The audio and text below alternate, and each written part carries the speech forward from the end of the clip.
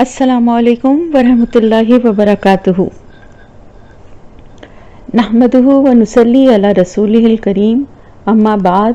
फ़अऊज़ु बिल्लाहि मिनश शैतानिर रजीम। बिस्मिल्लाहिर रहमानिर रहीम। रब्बि इश्रह ली सदरी व यस्सिर ली अमरी वहलुल उक़दतम मिन लिसानी यफ़क़हू क़ौली। Rabbi ज़िदनी इल्मा, rabbi ज़िदनी इल्मा, rabbi ज़िदनी इल्मा। अल्लाहुम्मा यस्सिर वला तुअस्सिर। अल्लाहुम्मा इन्नी नसअलुका इल्मन नाफ़िअन व रिज़्क़न तय्यबन व अमलन मुतक़ब्बला। आमीन या रब्बुल आलमीन। आयत नंबर 156 से सूरह आले इमरान तफसीर। या अय्युहल्लज़ीना आमनू, ईमान वालों से मुखातिब है अल्लाह ताला। आपको मालूम है पिछली आयत में भी हम अगर आप लोग इस दौरान दोहराते भी रहे हैं तो यकीनन आपको सारी आयत और सारी तफसीर आपके जहन में होगी कि यहाँ ग़ज़वा उहद का असल में जो है वो ज़िक्र है। ख़ास तौर से उस मौके के हवाले से आयत में जो कुछ भी अल्लाह ताला की तरफ से नसीहत या अल्लाह ताला की तरफ से जो भी ताकीद की जा रही है वो उस मौके के हवाले से है, लेकिन आम तौर से बाकी सारे हम सब मुसलमानों के लिए इसमें बहुत बड़ा सबक और अल्लाह का पैगाम है। तो इन आयत को भी इनकी तफसीर को करते हुए भी जहन में वो सारे वाक़यात को जो कि ग़ज़वा उहद में गुज़र चुके हैं और जिस तरह की तकलीफ़ और शिकस्त और अज़ियत मुसलमानों ने उठाई, वो सारी चीज़ों को ज़रा जहन में रखिएगा और आजकल के हालात से भी इसको रिलेट हम साथ साथ करते जाएंगे। तो यहाँ पर अल्लाह ताला फरमा रहा है, ए लोगों, ए ईमान वालों, तुम ना हो जाओ, ला तकुनु, ना तुम हो जाओ, कल्लज़ीना कफ़रू, उन लोगों की तरह जिन्होंने कुफ्र किया है। यानी तुम उन लोगों के जैसी बातें ना करो जो कि जिन्होंने कुफ्र किया है। यहाँ पर कफरू वो लोग जिन्होंने कुफ्र किया है, यहाँ मुराद है वो मुनाफिक लोग, जो कि आपको मैंने बताया था ना कि जब ग़ज़वा के लिए मशवरा हुआ और बाहर निकल के जाके जंग लड़ने का मशवरा आप सल्लल्लाहु अलैहि वसल्लम ने कबूल फरमा लिया और आप निकलने लगे और बाहर जाने के लिए जब सब निकल के 1000 के करीब जो थे वो अफराद थे, तो उनमें से 300 जो कि मुनाफिकीन थे वो वहाँ से पलट गए। तो वो पलट गए और उन्होंने जंग में हिस्सा ही नहीं लिया और वो वापस आ गए। तो उनके बारे में कहा जा रहा है कि उनका जो तर्ज अमल है, उनका जो रवैया है, क्योंकि वो तो सारे के सारे वैसे ही वापस आ गए थे ना, जंग में हिस्सा लिया ही नहीं था, तो ज़ाहिर किसी किस्म का नुकसान भी नहीं उनको पहुंचा था, क्योंकि उनकी नज़र तो सिर्फ माल गनीमत और दुनियावी लालच जो थे वही थे, और बाकी इस्लाम के साथ और आप सल्लल्लाहु अलैहि वसल्लम के साथ तो वो सिंसियर थे ही नहीं, क्योंकि दिल में अल्लाह का ईमान और खौफ वो चीज़ें थी, मौजूद ही नहीं थी, ईमान दिलों तक पहुंचा ही नहीं था। तो इस हालत में कि ज़बानों से कुछ कहते थे और दिलों में उनके कुछ होते थे, उनके बज़ाहिर मुसलमानों के हमदर्द बनते थे, लेकिन अंदर पर्दा मुसलमानों से सख्त दुश्मनी और बुग़्ज़ रखते थे। और अल्लाह पाक उनके दिलों की कैफियत को बहुत बेहतर जानता था। ज़ाहिर है वो अल्लाह ताला तमाम इंसानों के दिलों के छुपे हुए राज तक जानता है, तो अल्लाह से कुछ छुपा हुआ नहीं था। तो अल्लाह पाक फरमा रहा है मोमिनीन से कि तुम उन लोगों की तरह ना हो जाओ, क्योंकि उन्होंने क्या किया कि जब वो कहने लगे, यहाँ पर पहले तो आयत को मैं बताऊं कि वक़ालू लिइख्वानिहिम, वो अपने भाइयों से कहने लगे। भाई कौन है? यानी भाई वो भी हो सकते हैं कि जो वाकई रिश्ते में भाई हों, लेकिन यहाँ भाई से मुराद है एक मुनाफिक दूसरे मुनाफिक का भाई है, जिस तरह से कि एक मुसलमान दूसरे मुसलमान का भाई है ना, दीनी रिश्ते में सब बंधे हुए हैं। तो एक मुसलमान दूसरे मुसलमान का भाई है। क्यों? ये तो हम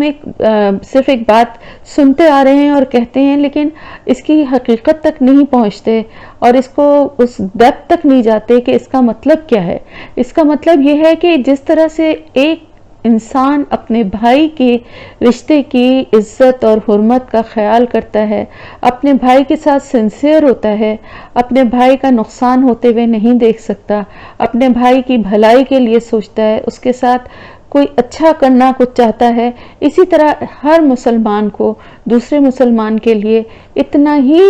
خیر خواہ اور اتنا ہی ہمدرد اور اتنا ہی اچھی سوچ رکھنے والا ہونا چاہیے۔ تو دیکھیں، اگر ایک معاشرے میں آپ ویسے سوچئے کہ اگر ہر انسان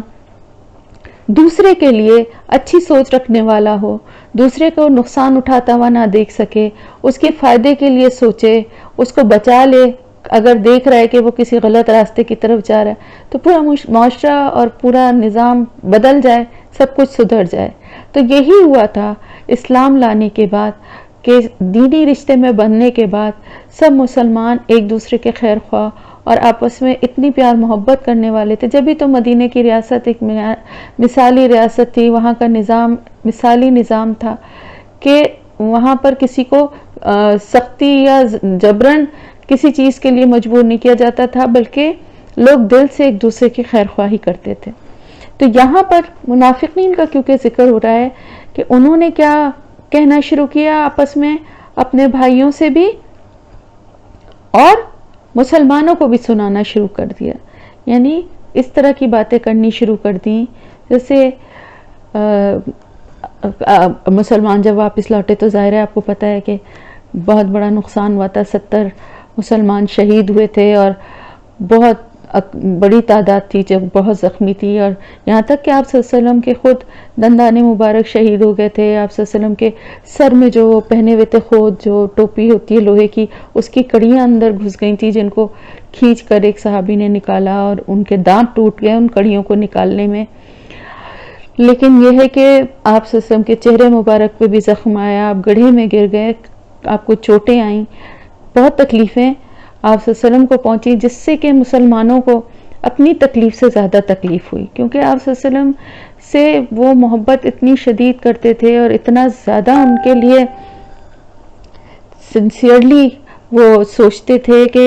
اپنی پرواہ ان کو نہیں ہوتی تھی جتنی کہ ان کو آپ صلی اللہ علیہ وسلم کی ہوتی تھی، اور آپ صلی اللہ علیہ وسلم کو تکلیف پہنچتے دیکھ کر یا آپ کی تکلیف کا خیال کر کے، اور پھر بیچ میں جو وہ ایک افواہ اڑی تھی کہ آپ صلی اللہ علیہ وسلم کو نعوذ باللہ شہید کر دیا گیا ہے، تو وہ تکلیف جو تھی مسلمانوں کے دلوں کی کو اتنی پہنچی تھی، یعنی لوگ دیوانہ وار جو ہے آپ کو ڈھونڈ رہے تھے اور آپ کو بچانے کی کوشش کر رہے تھے۔ تو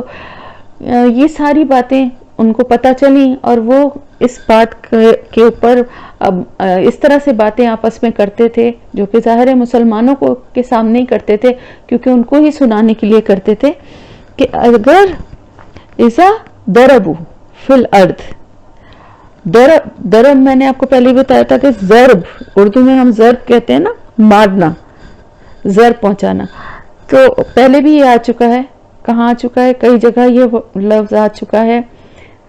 اگر آپ لوگوں کو یاد ہو کہ جب حضرت موسیٰ علیہ السلام نے اپنا عصا مارا تھا وہاں پہ بھی یہ لفظ آیا تھا، اور اسی طرح جب وہ گائے کا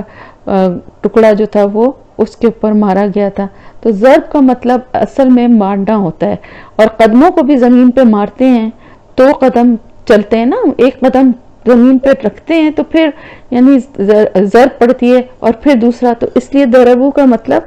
چلنا بھی ہوتا ہے۔ تو یہاں پر وہ کیا کہتے ہیں، انہوں نے کیا کہنا شروع کیا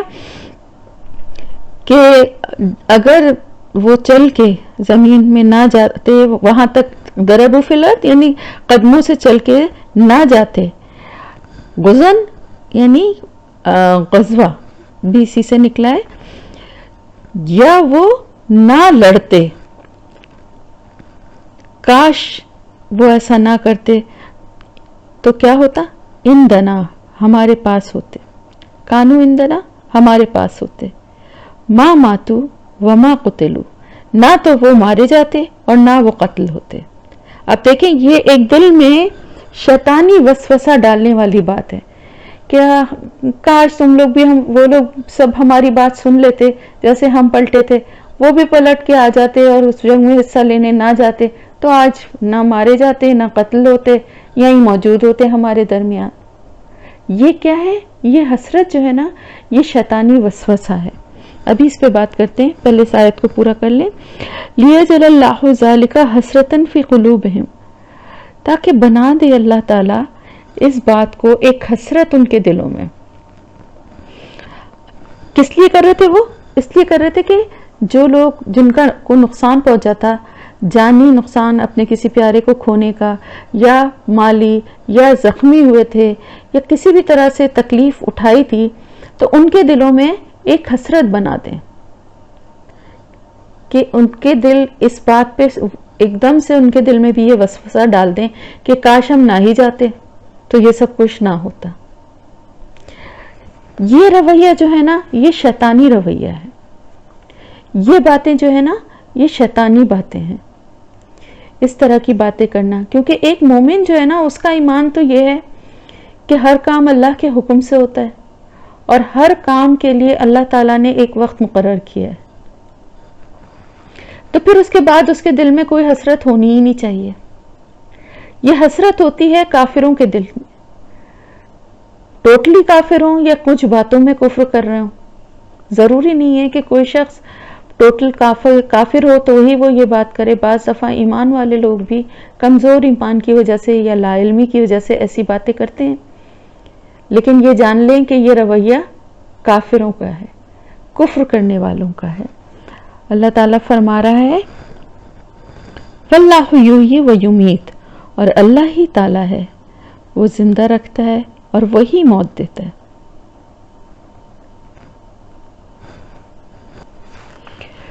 وَاللَّهُ بِمَا تَعْمَلُونَ بَصِيرٌ، اور اللہ تعالیٰ تمہارے ہر عمل کو دیکھ رہا ہے۔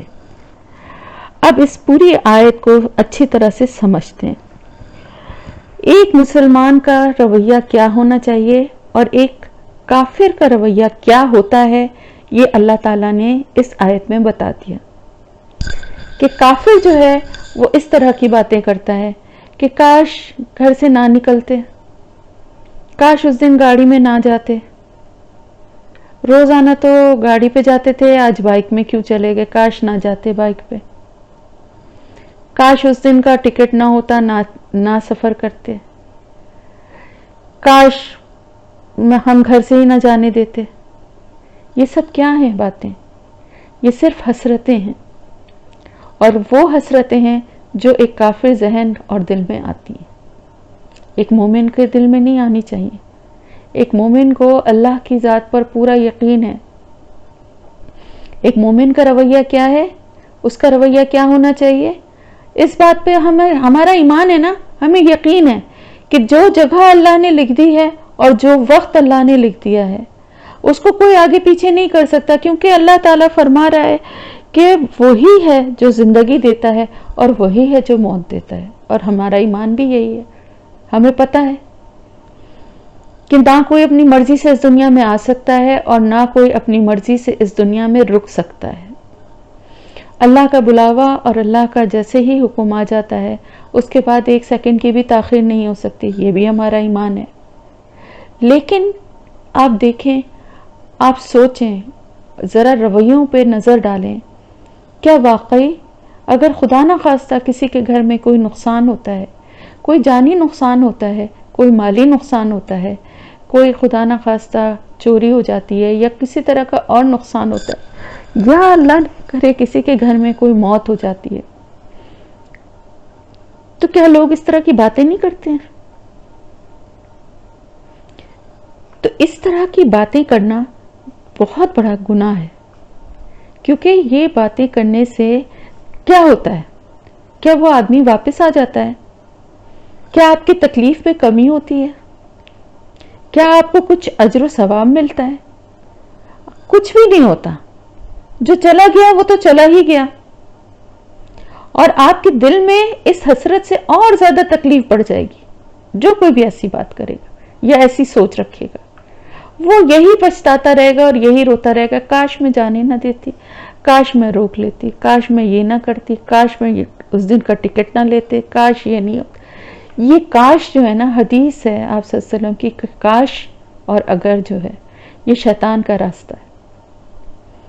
تو کاش اور اگر کے لفظ نہیں بولنے چاہیے کہ اگر میں ایسا نہیں کرتی تو یہ نہیں ہوتا.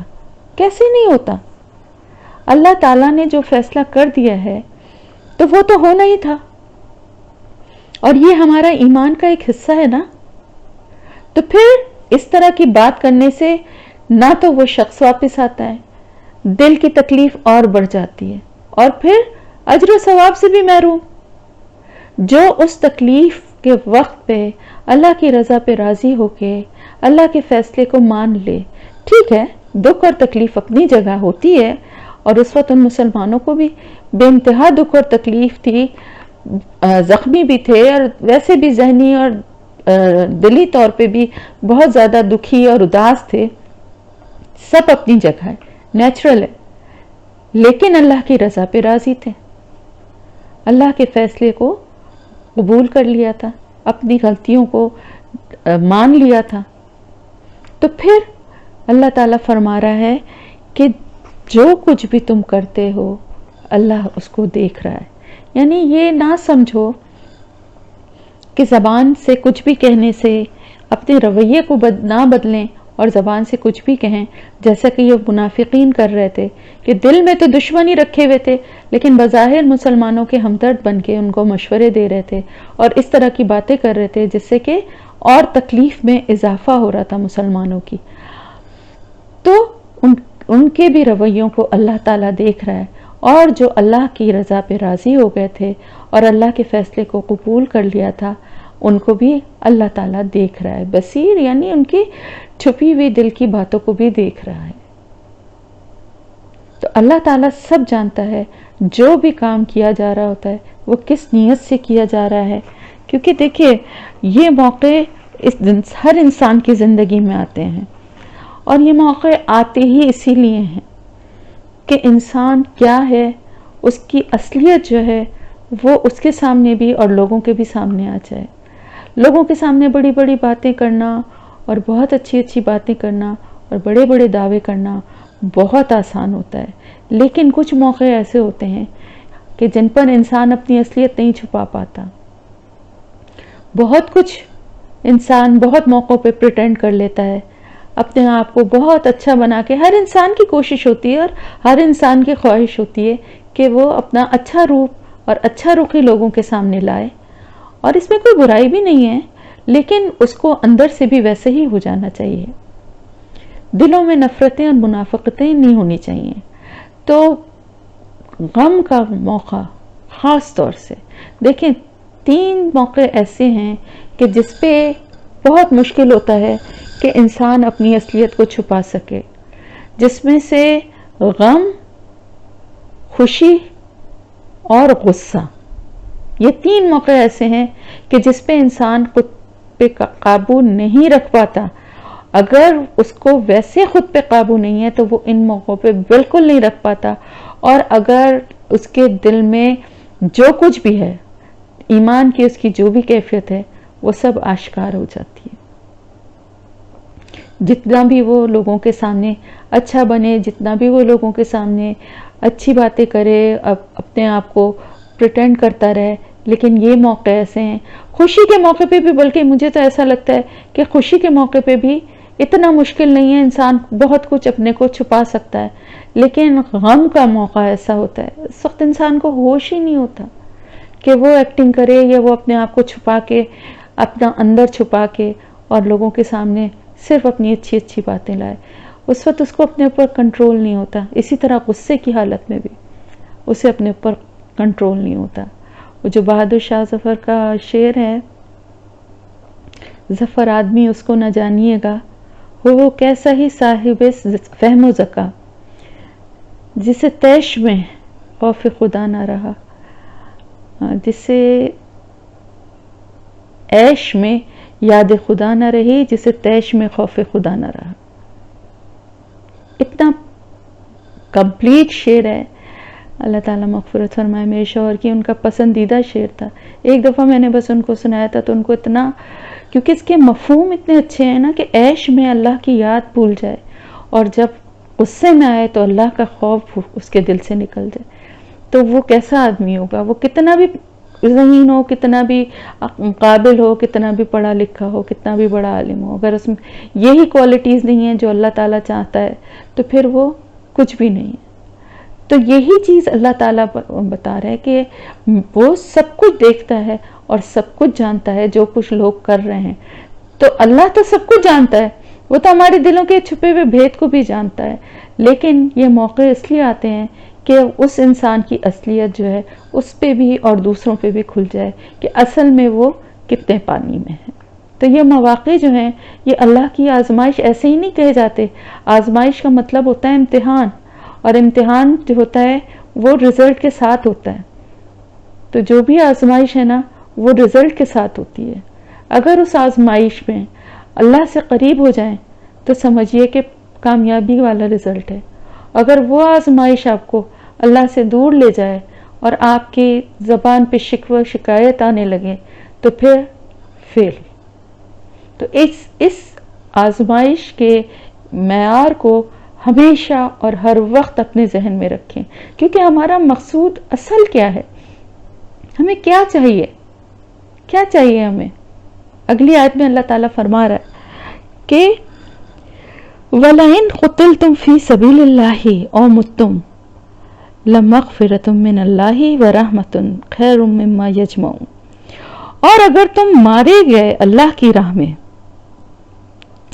یا تم مر گئے تو کیا ہے تمہارے لیے نا؟ مغفرت ہے اللہ کی طرف سے اور رحمت ہے، جو کہ یہ دونوں چیزیں جو ہیں ہر اس چیز سے بہتر ہیں جو کہ تم جمع کرتے ہو۔ کتنی پیاری یہ آیت ہے، اس میں کیا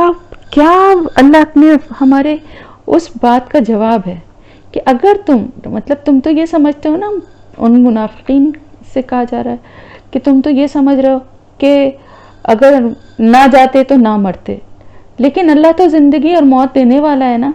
اگر کسی کی موت اسی میدان جنگ میں ہی تھی تو وہ خود بخود چل کے جاتا، اور جن کی موت نہیں تھی 70 صرف شہید ہوئے تھے نا، باقی تو سب واپس آ گئے تھے، سب کے سب تو نہیں مارے گئے تھے۔ اور پھر جو مارے گئے تھے ان کا کتنا بڑا درجہ شہادت کا۔ اور پھر اللہ تعالیٰ اگلی آیت میں فرما رہا ہے کہ اگر تم مارے جاؤ گے اللہ کے راستے میں، یعنی جہاد کرتے ہوئے بھی یا اللہ کی راہ میں اللہ کا کام کرتے ہوئے بھی، اگر تم مارے جاؤ گے، قتل کر دیے جاؤ گے، میدان جنگ میں بھی قتل ہوتے ہیں اور ویسے بھی قتل کر دیا جاتا ہے علماء کو اور مختلف اللہ کے راستے پہ چلنے والے لوگوں کو، ویسے بھی قتل کر دیا جاتا ہے، یا وہ اپنی موت ہی مر جائیں۔ ان دونوں صورتوں میں، یعنی اگر اللہ کے راستے پہ چلنے والے ہو، اللہ کے راستے پہ چلنے والے صرف جہاد کرنے والے نہیں ہیں، ان کا تو خیر بہت ہی بڑا درجہ اور اجر و ثواب ہے، لیکن اللہ کی راہ پہ چلنے والے وہ تمام لوگ جو کہ اللہ کا کام کرنے والے ہیں، عالم ہیں، دین کا کام کر رہے ہیں، اور عام لوگ جو نیک اور اچھے کام کرتے ہیں، اللہ کے بتائے ہوئے راستے پہ چلتے ہیں، ان سب کے لیے، ان تمام مومنین کے لیے خوشخبری ہے کہ ان کے لیے اللہ کی طرف سے مغفرت ہے، بخشش اور رحمت ہے۔ رحمت کیا ہے اور مغفرت کیا ہے؟ دیکھیں، مغفرت ہے تمام گناہوں سے اللہ کی طرف سے معافی، بخشش۔ اب آپ یہ سوچیں کہ وہ انسان جس کو بخشش مل جائے اللہ کی طرف سے، اس کو سرٹیفکیٹ مل جائے کہ تمہارے گناہ معاف ہو گئے سارے، پھر اس کو کس چیز کا ڈر ہوگا؟ ہمیں سب سے زیادہ ڈر اور خوف کس چیز کا ہے؟ موت کا تو ہے ہی، لیکن موت سے بھی زیادہ کس چیز کا ہوتا ہے؟ موت کے بعد کہ کیا ہوگا ہمارا انجام، دوزخ کا، قبر کا۔ ہم ایک امید اور بیم کی کیفیت میں ہے نا، ہمیں پتہ ہے انشاءاللہ تعالی اللہ کی اپنی رحمت سے ہمیں جنت الفردوس میں جگہ دے گا، ہمارا ایمان ہے، ہمارا اچھا گمان ہے، لیکن ہمارے اعمال جب ان پہ نظر پڑتی ہے تو دل ہمارا ڈاواں ڈول ہونے لگتا ہے۔ تو یہ اگر ہمیں ایک گارنٹی اللہ کی طرف سے اور ایک سرٹیفکیٹ مل جائے تو پھر ہمیں موت کا بھی شاید خوف نہ رہے کہ ہمیں مرنے کے بعد جنت الفردوس گارنٹیڈ ملنے والی ہے، تو موت کا وہ خوف نہیں رہے گا نا جو بھی ہے۔ تو اللہ تعالیٰ فرماتا ہے ان تمام لوگوں کے لیے جو اللہ کی راہ پہ چلنے والے ہیں، جو نیک کام کرنے والے ہیں، جو اللہ کے اور اس کے رسول کے بتائے ہوئے راستے پہ چلتے ہیں، برے کاموں کو چھوڑ دیتے ہیں، اچھے کاموں کو کرتے ہیں اللہ کی رضا حاصل کرنے کے لیے، ان سب کے لیے اللہ کی طرف سے بخشش ہے اور رحمت ہے۔ رحمت کیا ہے؟ جنت۔ رحمت کا ترجمہ جو ہے وہ جنت بھی کیا گیا، کیونکہ جنت میں ہم اللہ کی رحمت سے ہی جائیں گے، اپنے اعمال سے کوئی بھی نہیں جا سکتا، جو بھی جائے گا وہ اللہ کی رحمت سے ہی جائے گا۔ تو اللہ تعالیٰ فرما رہا ہے یہ دونوں چیزیں جو ہیں یہ ان سے کہیں زیادہ بہتر ہیں۔ خیر مما یجمعون، جو کچھ تم نے جمع کیا اور جو کچھ تم جمع کرنا چاہ رہے تھے، کیا جمع کرنا چاہ رہے تھے وہ لوگ؟ مال غنیمت نا، اس کے لیے دوڑ رہے تھے، لپک رہے تھے نا۔ تو اللہ تعالیٰ فرما رہا ہے کہ ان کے لیے بھی اور ہمارے لیے بھی کہ دنیا کی تمام نعمتیں، کیونکہ وہ تو دنیا میں ہی رہ جائیں گی نا، کتنی بھی ہو، کچھ بھی ہو، زیادہ سے زیادہ بھی ہو، کوئی بادشاہ اور کوئی شہنشاہ بھی ہو، اور کوئی کسی کے پاس مال و دولت کے خزانے اور ڈھیر بھی ہوں، تو وہ پھر بھی اس کی زندگی تک ہی ہے نا، اس کے بعد ختم، وارثوں کے لیے چھوڑ کے چلا جائے گا، اور کس طرح سے حاصل کیا تھا، صحیح یا غلط، اس کا حساب کتاب خود ہی دے گا۔ تو جو کچھ بھی جمع کیا جاتا ہے دنیا میں، اس سے کہیں بہتر آخرت کے انعامات ہیں، اللہ کی بخشش ہے، اللہ کی رضا ہے، اللہ کا دیدار ہے، اللہ کی رحمت ہے، جو کہ جنت میں اللہ کا دیدار بھی نصیب ہوگا انشاءاللہ تعالیٰ۔ تو وہ یہ سب چیزیں حاصل ہوں گی ان لوگوں کو جو اللہ کے راستے پہ چلیں گے۔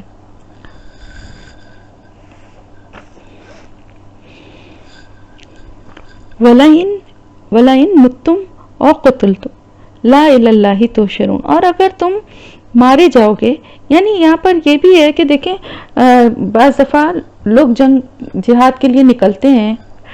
جنگ کے لیے نکلتے ہیں، تو ضروری نہیں ہے راستے میں بیمار ہو گئے یا کسی پل کو پار کرتے ہوئے گر گئے پانی میں، یا کسی جگہ گر کے ایسی چوٹ لگ گئی کہ ضروری نہیں کہ دشمن کے وار سے یا لڑتے ہوئے ہی شہید ہوئے، راستے میں بھی ختم ہو سکتے ہیں، کیا نیک کام کرنے والے لوگ اپنے گھروں میں بھی ختم ہو سکتے ہیں۔ تو ان سب کے لیے یہ اللہ کا وعدہ ہے انشاءاللہ تعالیٰ کہ وہ ان سب کے لیے اللہ کی مغفرت اور اللہ کی رحمت ہے جو اللہ کے راستے پہ چلنے والے لوگ ہیں۔ اور اگر تم مارے جاؤ گے یا تم قتل کر دیے جاؤ گے تو اللہ ہی کے پاس تو جمع ہوگے نا، وہیں جا کے تحشرون، وہیں سب جمع کیے جاؤ گے۔ تو اگر کسی نے فرض کریں جہاد سے بچنے کی، ایکچولی یہاں پہ بات یہ بتائی جا رہی ہے کہ اللہ کی راہ میں لڑنے کے لیے نکلنا یا جہاد کرنے کے لیے نکلنے سے جو لوگ صرف جان کے خوف سے جو باتیں کر رہے تھے یہ منافقین، ان کو ایکچولی بتایا جا رہا ہے کہ اللہ کے راستے میں جہاد کرتے ہوئے پڑھنا کتنی بڑی سعادت ہے، کیونکہ ویسے بھی تم مرو گے اور ایک دن موت تو آنی ہی ہے، اور جہاد کرتے ہوئے اللہ کی راہ میں نکلو گے، وہاں پہ جو شہادت اور جو درجہ اور اجر و ثواب ملنے والا ہے، دونوں صورتوں میں جمع تو تم اللہ ہی کے پاس کیے جاؤ گے نا۔ اور اللہ کے پاس جب تم جمع کیے جاؤ گے، جب حاضر کیے جاؤ گے، تو پھر وہاں پر جو فیصلہ ہوگا اس کے بارے میں بتایا جا رہا ہے کہ وہاں پہ مغفرت اور بخشش اور جنت ان لوگوں کے لیے جو اللہ کے راستے پہ چلنے والے لوگ ہیں، اور جو اس کے خوف سے، جان کے خوف سے گھروں میں چھپ کے بیٹھنے والے لوگ ہیں، موت تو ان کو بھی آنی ہے نا، تو پھر ان کے لیے کچھ بھی نہیں ہے، انہوں نے اپنا حصہ جنت کے اس میں سے اپنا حصہ نکال لیا اور وہ کفر کے راستے پہ چلنے لگے نا۔ میدان جنگ سے میں نہ جانا اور بھاگنا بہت بڑا گناہ ہے، اور رسول اکرم صلی اللہ علیہ وسلم کا ساتھ نہ دینا اور ان کا ساتھ چھوڑ دینا اور ان کے ساتھ جہاد پہ نہ جانا، جو لوگ گئے تھے ان میں سے جو شہید ہوئے ان کے کیا درجے اور کیا ان کی فضیلتیں ہیں، اور جو ساتھ تھے جو زخمی ہوئے اور جو واپس آئے ان کا بھی کیا درجہ اور اجر و ثواب ہے، ان کا کوئی مقابلہ کر سکتا ہے؟ وہ لوگ منافقین جو چھپ کے راستے سے واپس آ گئے دھوکہ دے کے، وہ اپنے لیے تو انہوں نے جہنم کما لی نا۔ ان فبما رحمت من اللہ لنت لہم، بس اللہ کی رحمت کی وجہ سے آپ ان کے لیے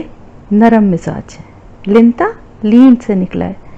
نرمی ہے آپ میں. لنت لہم، آپ ان کے لیے نرم مزاج ہیں. وَلَوْ كُنْتَ فَظًّا غَلِيظَ الْقَلْبِ لَانفَضُّوا مِنْ حَوْلِكَ،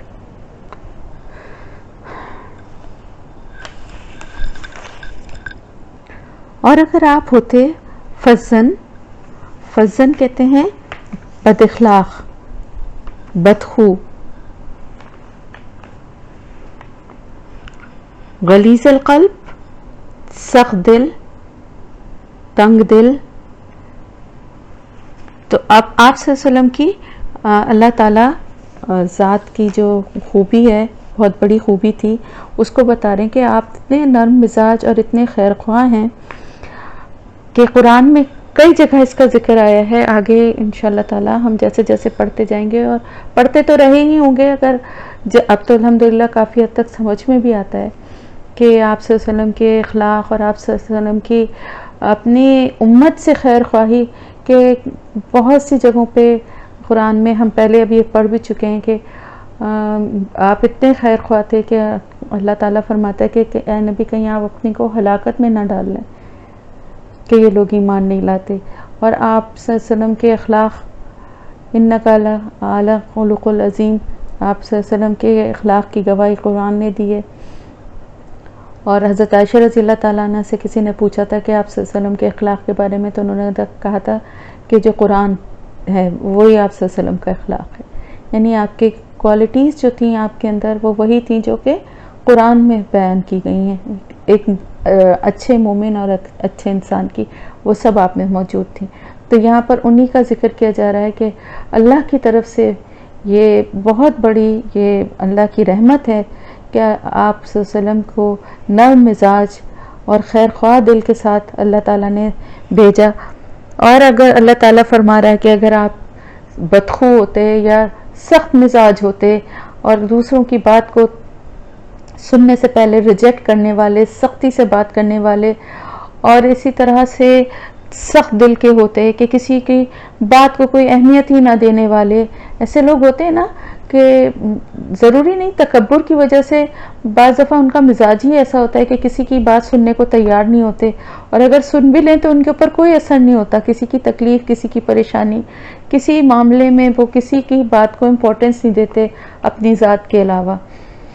تو آپ صلی اللہ علیہ وسلم کی یہ خصوصیت بتائی گئی ہے، نہ صرف یہ کہ قرآن میں، بلکہ قرآن سے پہلے جو کتابیں تھیں، تورات جو ہے اس میں بھی آپ صلی اللہ علیہ وسلم کا ذکر کیا گیا ہے، اور آپ صلی اللہ علیہ وسلم کے بارے میں فرمایا ہے، اس میں بھی آیا ہے کہ آپ صلی اللہ علیہ وسلم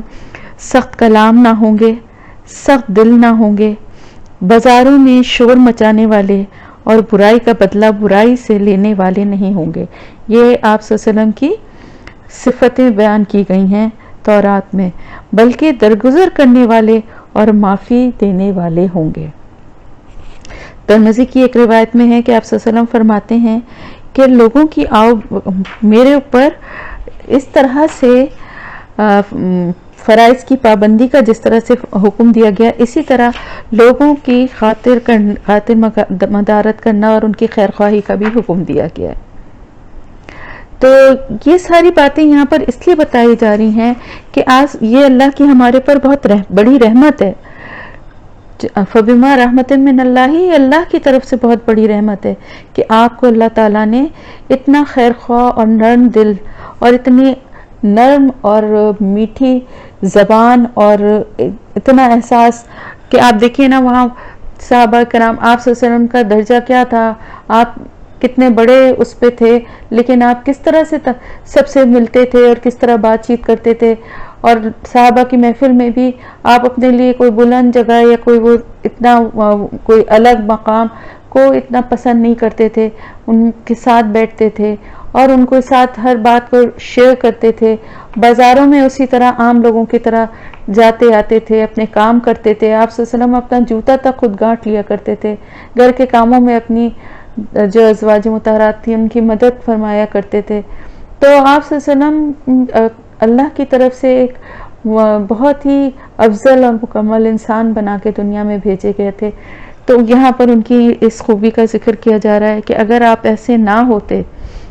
اور آپ سخت دل ہوتے، تنگ دل ہوتے، کسی کی بات سننے والے نہ ہوتے، لوگوں کو جھڑکنے والے ہوتے، تو پھر یہ سب لوگ ہولک آس پاس ماحول بھی ہوتا ہے نا، تو یہ سب لوگ آپ کے پاس سے منتشر ہو جاتے، یہ سب لوگ آپ کے پاس سے بکھر جاتے. تو اب آپ صلی اللہ علیہ وسلم سے کہا جا رہا ہے کہ کیونکہ آپ میں اتنی جو آپ کی کردار کی جو خوبیاں جو بتائی گئی ہیں کہ آپ اتنے نرم دل ہیں اور اتنا خیال کرنے والے ہیں، تو اب ان کے لیے آپ استغفار کریں، ان کے لیے آپ بخشش مانگیں. آپ صلی اللہ علیہ وسلم کی حدیث مبارک ہے کہ آپ صلی اللہ علیہ وسلم نے فرمایا کہ کیا میں تمہیں نہ بتاؤں کہ آگ کس پر حرام ہوگی. اب یہ 4 کوالٹیز ہیں، بہت غور سے سنیے گا. ہر اس شخص پر جو قریب ہو، متوازن ہو، نرم مزاج ہو، سہل ہو. کیا مطلب ہوا ان کا؟ قریب ہو یعنی لوگوں سے قریب ہو، لوگوں کے ساتھ اپنے آپ کو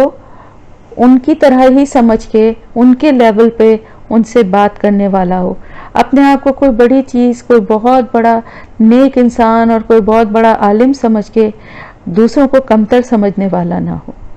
لوگوں کے قریب ہو، متوازن ہو، ہمبل ہو، یعنی اپنی آپ کو ایک عام انسان سمجھتے ہوئے اپنی غلطیوں پہ بھی نظر رکھے، اپنے غلطیوں کا خود جائزہ لینے والا ہو اور اپنے آپ کو توازن یا اعتدال میں رکھنے والا ہو. نرم مزاج ہو یعنی لوگوں کے ساتھ نرمی سے پیش آنے والا ہو، لوگوں کی بات ہمدردی سے سننے والا ہو، لوگوں کو اچھے خیر خواہی والے مشورے دینے والا ہو، لوگوں کی بھلائی کے لیے سوچنے والا ہو، ان کی گمراہی یا ان کی تکلیف پہ افسوس کرنے والا دل رکھتا ہو. یہ ہے نرم مزاجی. سہل، سہل آسان یعنی معاملات میں آسانی کرنے والا. اگر اس کے ساتھ آپ کوئی معاملہ کریں تو آپ کو آسانی دے. دیکھیں معاملات سے انسان کی پہچان ہوتی ہے. تو حجت نہ کرے، غیر ضروری بحث نہ کرے. غیر ضروری بحث اور حجت جو ہے نا بعض دفعہ لوگوں کو بہت تکلیف پہنچاتی ہے. کسی کے بھی معاملے میں، کسی کا بھی کوئی پرسنل معاملہ ہے، ان نیسیسری اس سے بحث یا حجت سوالات نہیں کرنے چاہیے. جو وہ جتنا بات کرنا چاہے اس موضوع پہ، جتنا بتانا چاہے، خوشی خوشی اس کی بات کو سن لینا چاہیے. اور ان نیسیسری کوسچنز کر کے دائیں بائیں یہ نہیں سمجھنا چاہیے کہ ہم بڑے اسمارٹ ہیں اور ہم نے تو اگلوا لیا اور ہمیں تو پتہ چل گیا اور ہم تو پوچھ کے رہیں گے، کیسے نہیں پتہ چلے گا. یہ کوئی اسمارٹنس نہیں، یہ کوئی عقل مندی نہیں ہے، یہ دین کے خلاف باتیں ہیں. کس کی کیا مجبوری ہے، کون پوری بات بتانا چاہتا ہے، کون نہیں بتانا چاہتا. اپنے معاملات کو ہر انسان بہتر سمجھتا ہے. تو سہل ہونے کا مطلب یہ ہے کہ اپنے معاملات میں بھی سہل ہو اور دوسروں کے معاملات میں بھی سہل ہو. غیر ضروری سوالات کرنے والا، غیر ضروری حجت بازی کرنے والا نہ ہو. جس کی بات جتنی سنے اس پہ ہی اکتفا کر لے. unnecessary questions، unnecessary سوالات کر کے دوسروں کو زج کرنے والا نہ ہو. پھر آپ صلی اللہ علیہ وسلم کی ایک دوسری حدیث ہے جس میں آپ نے فرمایا کہ 3 قسم کے لوگ اہل جنت ہیں، یعنی جنت میں رہنے والے ہیں. مہربان شخص جو کہ دوسروں کے ساتھ خیر خواہ ہو، دوسروں کے لیے اچھا سوچنے والا ہو. نرم دل، رقیق القلب یعنی نرم دل ہو. اور تیسری کوالٹی کیا ہے؟ تیسری کوالٹی جو ہے وہ اسی کا ایکسٹینشن ہے کہ رقیق القلب ہو یعنی نرم دل ہو ہر رشتہ دار اور مسلمان کے لیے. یعنی یہ نہیں کہ صرف اپنے گھر والوں کے ساتھ اس کی ہمدردی اور نرم دلی ہے، باقیوں کے لیے جو ہے وہ سخت دل ہو اور ان کے مسئلے اور پریشانیوں سے اس کو کوئی مطلب نہ ہو اور ان کی پریشانی اور مسئلوں سے مزے لینے والا ہو، ان کو سوالات کر کے تنگ کرنے والا ہو. یہ کوالٹی ایک اچھے مسلمان کی نہیں ہے. اچھے مسلمان کی کوالٹی کیا ہے کہ وہ اس کی نرم دلی اور خیر خواہی اپنے رشتہ داروں، اپنے گھر والوں، رشتہ داروں کے لیے بھی ہو اور تمام مسلمانوں کے لیے ہو۔ تو آپ دیکھیں جنت میں جانے اور دوزخ کی آگ سے بچنے کے لیے جو کوالٹیز بتائی گئی ہیں آلموسٹ وہ سیم ہے نا، کیونکہ جو جنت میں جائے گا وہ دوزخ کی آگ سے بچ جائے گا، اور جو دوزخ کی آگ سے بچے گا وہ انشاءاللہ تعالی جنت میں ہی جائے گا۔ تو یہ کوالٹیز جو ہے نا، ان کو غور سے یاد کریے اور ان کا جائزہ اپنے اوپر رکھ کر لیجئے کہ اس میں سے کون سی کوالٹی ہے جو ہمیں کم ہے، ہمیں اس کو بڑھانا ہے، کون سی کوالٹی ہے جو ہمیں نہیں ہے، ہمیں اپنے میں پیدا کرنا ہے۔ ٹھیک ہے، تو آگے بڑھتے ہیں پھر فَاعْفُ عَنْهُمْ وَاسْتَغْفِرْ لَهُمْ۔ اب یہاں پر کہا گیا تو پھر اب آپ یعنی آپ کی پہلے یہ خصوصیت بتائی گئی کہ آپ نرم دل اور خیر خواہ ہیں اپنے ساتھیوں کے لیے، ہم امت کے لیے تو تھے ہی، لیکن جو آپ کے ساتھ آپ کے ساتھی تھے، جو صحابہ کرام تھے، ان کے ساتھ ظاہر ہے آپ کا جو ہر وقت کی ڈیلنگ تھی، آپ بہت نرم مزاج اور بہت لحاظ اور خیال کرنے والے تھے۔ تو ان کے لیے کہا گیا کہ جس طرح سے کہ آپ ابھی تک آپ نے کیا ہے، کیونکہ یہ وہی غزوہ احد کے بعد کی بات ہے کہ وہاں پر کچھ لوگوں نے نافرمانی بھی کی، جس کی وجہ سے بہت تکلیفیں مسلمانوں نے اٹھائیں اور بہت جانی نقصان بھی ہوا، آپ صلی اللہ علیہ وسلم کو بھی بہت تکلیفیں اور چوٹیں پہنچی۔ تو اس سب کے جواب میں اللہ تعالیٰ فرما رہا ہے کہ جس طرح سے کہ آپ کی نرم دلی اور خیر خواہی ابھی تک ہے، ابھی بھی آپ ان کو معاف کر دیجئے۔ سب سے پہلے تو فافو، معاف کر دیجئے، اور پھر اس کے بعد ان کے لیے بخشش بھی مانگیے۔ یعنی آپ کی ذات جو ہے سراپا رحمت ہے، اور آپ جو ہے اتنے خیر خواہ ہیں اپنے ساتھیوں کے لیے، تو اب جن سے غلطی ہو بھی گئی ہے، ایک انسان سے غلطی ہو جاتی ہے نا، ظاہر ہے نادم ہوتا ہے انسان، اس پہ توبہ کرتا ہے، تو اللہ پاک نے ان کی غلطی معاف کر دی۔ تو آپ صلی اللہ علیہ وسلم سے بھی کیا کہا جا رہا ہے کہ ان کے لیے بخشش مانگیے، اور پھر وَشَاوِرْهُمْ فِي الْأَمْرِ، اور ان سے مشورہ کیجیے کاموں میں، معاملات میں۔ یعنی یہ کہ یہ مشورہ آپ صلی اللہ علیہ وسلم نے ان سے مشورہ ہی کیا تھا نا، جو باہر نکل کے جانے کا اور غزوہ احد کے لیے باہر نکل کے جا کے لڑنے کا تھا۔ تو اس کے نتیجے میں اب یہ نہ کریے گا کہ اب ان سے مشورہ کرنا ہی چھوڑ دیجئے کہ بھئی تم لوگوں کی وجہ سے، اکثر ایسا ہوتا ہے نا گھر کے معاملات میں بھی ہے، اس میں بھی کہ پوچھ کے دیکھ لیا تم لوگوں سے، دیکھو کیا ہوا ہے، اب آئندہ تو میں کسی سے نہیں پوچھوں گی، میں تو خود ہی کر لیا کروں گی، اس سے تو بہتر تھا میں خود ہی کر لیتی، یہ والی بات تھی نا۔ تو ایسے نہیں کرنا چاہیے، بلکہ مشورہ کرنا جو ہے وہ سنت ہے، سنت رسول صلی اللہ علیہ وسلم ہے۔ اور آگے ہم قرآن شریف میں جب 25ویں پارے میں تو باقاعدہ سورہ شورا ہے جس میں کہ وہ پوری اسی کے معاملات پہ ہے، مشورے کے اس پر۔ تو یہاں بھی کہا جا رہا ہے کہ ان سے اسی طرح سے جیسے کہ پہلے مشورہ کیا کرتے تھے، اسی طرح سے مشورہ کیجئے معاملات میں۔ اور آپ صلی اللہ علیہ وسلم اللہ کے رسول تھے، ظاہر ہے آپ کا درجہ بہت زیادہ بلند تھا، اور آپ چاہتے تو آپ سے فیصلہ کر سکتے تھے، اور صحابہ کرام تو آپ کے ایک اشارے پہ سب کچھ کرنے کے لیے تیار تھے۔ غزوہ بدر میں بھی جب آپ صلی اللہ علیہ وسلم نے کہا تو کون ہے جو میرے ساتھ لڑنے کے لیے جائے گا، تو انہوں نے کہا کہ آپ ہمیں سمندر میں بھی کودنے کو کہیں گے تو ہم اس میں بھی کود جائیں گے، ہم موسیٰ علیہ السلام کی طرح کے ساتھیوں کی طرح نہیں ہیں جو کہیں کہ آپ اور آپ کا رب جا کے لڑے، ہم تو آپ کے آگے پیچھے آپ کے ساتھ ساتھ ہر چیز میں آپ کا ساتھ دیں گے اور آپ کے ساتھ جنگ لڑیں گے۔ تو صحابہ کرام کی تو محبت کی شدت کا یہ حال تھا، لیکن پھر بھی آپ صلی اللہ علیہ وسلم ان کے حوصلہ افزائی کے لیے، اور ایک اس لیے بھی کہ ایک اپنے آپ کو بھی وہ جڑا ہوا سمجھیں، یہ نہ سمجھیں کہ کوئی ایک ڈکٹیٹر ہے یا کوئی ایک آمر ہے جو اپنا حکم یا فیصلہ صادر کر دیتا ہے، وہ تو اس کو بھی مانتے خیر، لیکن آپ صلی اللہ علیہ وسلم خود ان کو اس چیز میں شامل کرتے تھے، جس سے ایک اپنائیت کی فضا بھی ہوتی تھی، اور ایک کانفیڈنس لیول بھی بڑھتا تھا، اور ایک محبت کا ماحول اور ایک ایسی ڈیولپ ہو جاتا تھا رشتہ کہ جس سے ہر چیز ہر ایک کو یہ لگ رہا ہوتا تھا کہ ہم اس فیصلے میں شامل ہیں۔ تو آپ سے فرمایا جا رہا ہے، اللہ تعالیٰ فرما رہے ہیں کہ اسی طرح ان سے مشورہ کرتے رہو جیسا کہ پہلے کیا کرتے تھے۔ فَإِذَا عَزَمْتَ فَتَوَكَّلْ عَلَى اللَّهِ، اور لیکن جب تم کوئی ارادہ کر لو یعنی مشورہ کرو، اس میں سے پھر جو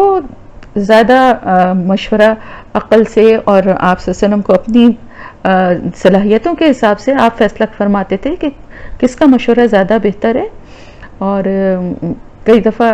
زیادہ تر حضرت عمر اور حضرت ابوبکر صدیق رضی اللہ تعالیٰ عنہما کے ان کے فیصلوں آپ صلی اللہ علیہ وسلم فرماتے تھے کہ جس فیصلے پہ تم دونوں ایک ہو اس کو میں فوراً مان لوں گا. تو عام طور سے یہ اس طرح سے ہوتا تھا کہ ان کے فیصلوں کو جب مشورہ کیا جاتا تھا تو جس کے فیصلے کو آپ صلی اللہ علیہ وسلم کا دل زیادہ وہ ہوتا تھا آپ مانتے تھے, اور پھر جب ایک ارادہ کر لو تو پھر اس کو پورا کرو, اس پہ جم جاؤ. کیونکہ دیکھیں اگر جب مشورہ کرتے ہیں تو مشورہ کرنا چاہیے ہمیشہ کچھ مخلص لوگوں سے, کچھ خیر خواہ لوگوں سے. ہر ایک کی زندگی میں بہن بھائیوں میں سے یا دوستوں میں سے کچھ ایسے لوگ ہوتے ہیں کہ جن کا آپ کو پتہ ہوتا ہے کہ وہ آپ کے ساتھ خیر خواہ ہیں, اور آپ اگر ان سے مشورہ کریں گے تو وہ آپ کو کوئی اچھی ہی بات یا اچھا ہی مشورہ دیں گے. تو ان سے ضرور مشورہ کرنا چاہیے, خاص طور سے اگر کسی کا سے کوئی ایسا معاملہ ہے جس میں کوئی گھر کا فرد انوالو ہے, جیسے کوئی نیا کام شروع کرنا ہے یا کوئی شادی کا معاملہ یا کوئی اور, تو اس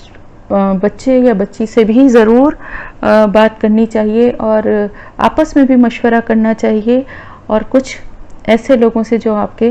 خیر خواہ ہیں ان سے مشورہ کرنا چاہیے, کیونکہ یہ سنت رسول صلی اللہ علیہ وسلم ہے. اور مشورہ کرنے کے بعد ساتھ ہی ساتھ بلکہ اللہ سے بھی دعا کرتے رہنا چاہیے, جیسے کہ استخارہ کی دعا ہے, یا ہم نے یاد کروائی تھی آپ لوگوں کو, میں نے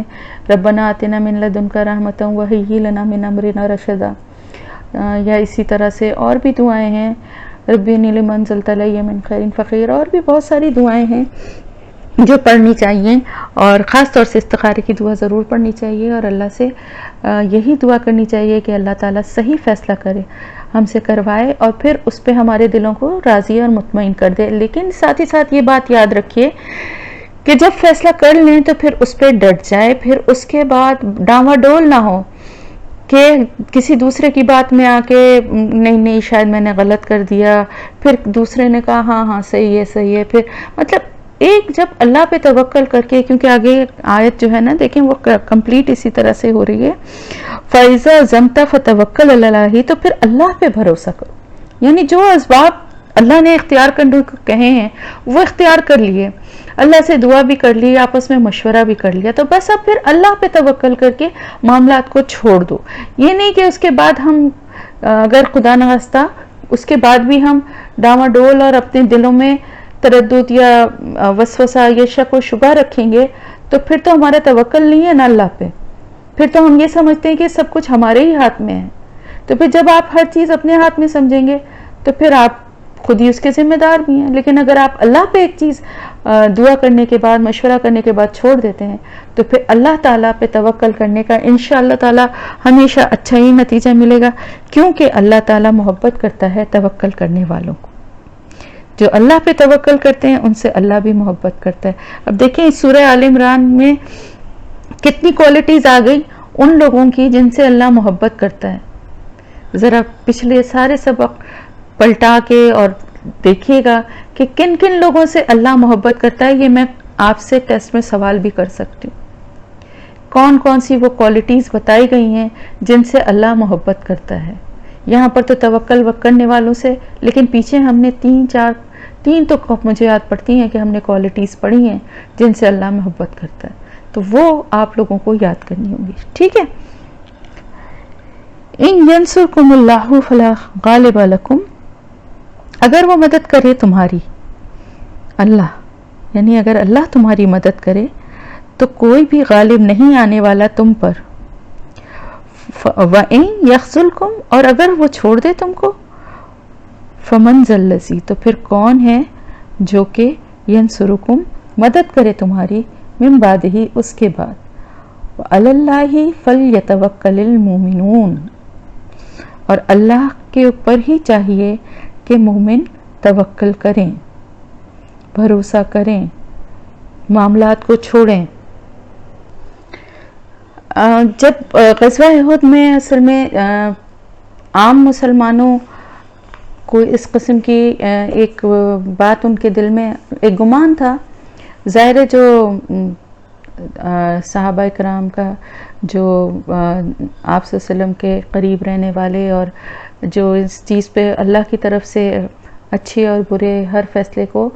ماننے والے اور سمجھنے والے اللہ کی حکمت اور اس پہ پورا یقین اور بھروسہ کرنے والے تھے، تو وہ تو اس دن کے اس چیز سے ان کو ظاہر ہے اس کے بھی ریزنز تھے نا کہ کچھ لوگوں کی نافرمانی اور بات نہ ماننے کی وجہ سے ایسا ہوا، لیکن بہت سے مسلمان جو تھے وہ اس چیز کو مطلب وہ تو یہ سوچ رکھتے ہی نہیں تھے، ان کا تو یہ نظریہ تھا کہ ہم کیونکہ اللہ تعالیٰ کے دین کی سربلندی کے لیے نکلے ہیں اور ہمارے ساتھ اللہ کا رسول ہے، تو ہمیں تو شکست ہو ہی نہیں سکتی، ہم تو ہار ہی نہیں سکتے، نہ ہمیں کوئی نقصان پہنچ سکتا ہے۔ تو یہ جو جنگ تھی اس کی شکست جو تھی، یعنی پہلے فتح اور پھر اس کے بعد شکست اور جو نقصان جانی اور یہ سارا، اس کے پیچھے بھی دراصل اللہ تعالیٰ کی ایک حکمت تھی کہ جو اللہ تعالیٰ مومنین کو بتانا اور سبق دینا چاہتا تھا کہ اللہ کی مدد اسی وقت آتی ہے جب اللہ کے بتائے ہوئے راستے پہ چلتے ہیں اور اللہ کے مدد کے لیے نکلتے ہیں، اللہ کے رسول کے ساتھ اگر نکلے ہیں تو رسول کی بات کو مانتے ہیں، تو اس صورت میں ہی اللہ کی مدد آتی ہے۔ ورنہ یہاں پر جو آگے آیت ہے کہ اگر اللہ تمہاری مدد کرے تو کوئی غالب آنے والا نہیں ہے تم پر، تو اللہ تعالیٰ اگر چاہے تو اللہ پاک تو صرف کن کہہ دے، تو اس کو تو کچھ بھی اور اسباب اختیار کرنے کی ضرورت ہی نہیں ہے، صرف اس کا کن کہنا ہی کافی ہے، تو پورا لشکر کافروں کا وہیں تہس نہس ہو جاتا اور مسلمانوں کو برتری حاصل ہو جاتی۔ لیکن یہ مقصود نہیں تھا، اصل جو مقصد تھا وہ یہ کہ ایک انسان دوسرے انسان کے مقابلے پر جنگ کے لیے نکلا ہے، دونوں میں ڈفرنس یہ ہے کہ ایک اللہ کے لیے نکلا ہے اور اللہ پہ اس کا اتنا بھروسہ اور اتنا توکل ہے کہ جس کے لیے اس کو اپنی جان کی بھی پرواہ نہیں ہے، اور پھر اس کے پیش نظر اللہ کی اور اللہ کے رسول کی خوشنودی ہے اور اس کو شہادت کا درجہ جو ہے وہ دنیا کی ہر چیز سے زیادہ پسند ہے۔ اور دوسرا جو ہے گروہ، جو دوسری جماعت ہے، ان کا اللہ پہ ایمان ہی نہیں ہے، ان کے دل اور حوصلے ویسے ہی پست ہیں اور وہ اپنے دل میں پہلے ہی مسلمانوں کے لیے کی طرف سے خوف رکھتے ہیں، تو ان کی لڑائی اور ان کی جنگ میں مسلمانوں کی فتح ہونا ان کی مسلمانوں کے اپنے کردار اور اللہ اور اس کے رسول کی بات ماننے اور ساتھ دینے کی وجہ سے، جیسا کہ آگے اور بھی غزوات ہوئیں، غزوہ احزاب ہوئی، غزوہ خیبر ہوئی، بہت ساری ہوئی جس میں کہ مسلمانوں کو فتح ہوئی اور بہت بری طرح سے یہودیوں کا بھی اخراج ہوا اور کفار مکہ جو تھے ان کا بھی بہت بری طرح سے شکست ہوئی اور وہ دوبارہ پنپ نہیں سکے بہت۔ تو یہ ساری چیزیں جو ہے نا اس وجہ سے تھیں کہ اللہ پہ توکل کر رہے تھے نا مومن۔ تو یہاں اللہ تعالیٰ فرما رہا ہے کہ اگر اللہ پہ تمہاری مدد کرے گا، یعنی تمہاری مدد کرنا چاہے، تو تمہیں کوئی بھی نہیں ہرا سکتا، کوئی تم پہ غالب نہیں آ سکتا۔ لیکن اللہ کب چاہے گا؟ جب تم اللہ کے لیے نکلو گے، اور اگر وہ چھوڑ دے تم کو، یہ بات بھی یاد رکھ لو، یہ ایک معمولی سی نشانی تھی کہ تم نے صرف اللہ کے رسول کا کہنا نام ماننے کی، تم نے دیکھا کہ تمہیں لگ رہا تھا یہ کوئی بات ہی نہیں ہے اور وہاں سے چھوڑ کے تم نیچے بھاگے تھے، تو یہ تم سمجھ کے کہ یہ تو کوئی بات ہی نہیں ہے، اور اب اپنے حساب تو وہ یہی سمجھے تھے کہ جنگ ختم ہو گئی، لیکن جب کہا گیا تھا تو وہاں سے نہیں ہٹنا تھا، تو پھر تمہیں شکست بھی ہوگی اور نقصان بھی اٹھانا پڑے گا۔ تو پھر کوئی بھی ایسا نہیں ہے کہ جو تمہاری مدد کر سکے اس کے بعد، یعنی اللہ سے بڑھ کر کون ہے جو کہ تمہیں بچا سکے یا تمہیں کوئی فائدہ پہنچا سکے یا نقصان پہنچا سکے، اور اللہ پر ہی مومنین کو توکل کرنا چاہیے۔ کیونکہ بعض دفعہ ایسا ہوتا ہے، یہ ساری بات اصل میں اس لیے بھی کہی جا رہی ہے، پیچھے جو مشورے کی بھی بات تھی اور یہ بھی، کیونکہ دیکھیے بعض دفعہ ایسا ہوتا ہے جیسے آپ صلی اللہ علیہ وسلم نے مشورہ کیا تھا اور باہر نکل کے جو جنگ کرنے کا مشورہ اکثریت کا تھا اور اس کی وجہ سے نقصان بھی اٹھانا پڑا، اور تو بعض دفعہ ایسا ہوتا ہے کہ مشورہ کرنے کی صورت میں بھی جو ہے انسان کو ویسا رزلٹ نہیں ملتا جیسا کہ وہ چاہ رہا ہوتا ہے، یا اس کو کوئی نقصان بھی اٹھانا پڑ جاتا ہے۔ یہاں پہ کہنے کا مقصد صرف اتنا ہے کہ اس کے اوپر اپنے فیصلے پر پورے عزم سے ڈٹا رہے اور اللہ کا فیصلہ اور حکم سمجھے، کیونکہ بعض دفعہ کوئی نقصان بھی ہمیں اللہ کی حکم سے اگر پہنچتا ہے تو اس میں بھی ہمارا کوئی نہ کوئی فائدہ یا اللہ کی کوئی نہ کوئی رحمت چھپی ہوئی ہوتی ہے، اگر اللہ پہ توکل کرنے والے بنیں۔ یاد رکھیں، تو اللہ تعالیٰ فرما رہا ہے کہ مومنین کو تو صرف اللہ پہ ہی توکل کرنا چاہیے، اگر کوئی نقصان بھی پہنچتا ہے تو اس میں بھی ان کی کوئی بھلائی ہوگی یقیناً، یہ ان کو سوچنا چاہیے، کیونکہ توکل کا مطلب یہی ہے۔ وَمَا كَانَ لِنَبِيٍّ أَن يَغُلَّ، کسی بھی نبی کے لیے نہیں ہے، یعنی کسی بھی نبی کو یہ زیب نہیں دیتا کہ وہ چھپا لے۔ یغل، غین لام لام اس کا روٹ ورڈ ہے، تو کسی کو بھی یہ نبی کو یہ زیب نہیں دیتا کہ وہ کچھ خیانت کرے۔ ایکچولی یہ جو لفظ ہے یہ غلو بھی اس سے نکلا ہے، یعنی